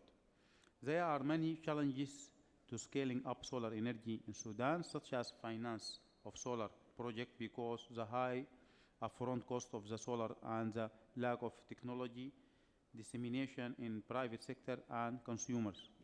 To address this problem, we suggest that there should be pilot projects in all the different programs launched by ISA, in addition to capacity building for potential manpower in the field. And in this regard, I'd like to thank ISA Secretary for providing capacity building programs for 10 of our engineers, and 2 are now doing their master degree in solar energy here in India. To address this problem, we suggest that there should be a pilot project in all different programs launched by ISA, in addition to capacity building for potential manpower. Moreover, ISA should make more efforts in mobilizing the targeted fund for each country. Lastly, the Sudanese government is committed to continue the support of ISA efforts to achieve the organization goals. Thank you very much. I would like to end my speech by suggesting that for the next assembly meeting, the agenda to be split or divided into 2 days. Thank you very much. Thank you. Thank you, Sudan. I'm sure that we'll consider that. Now that concludes agenda item 24.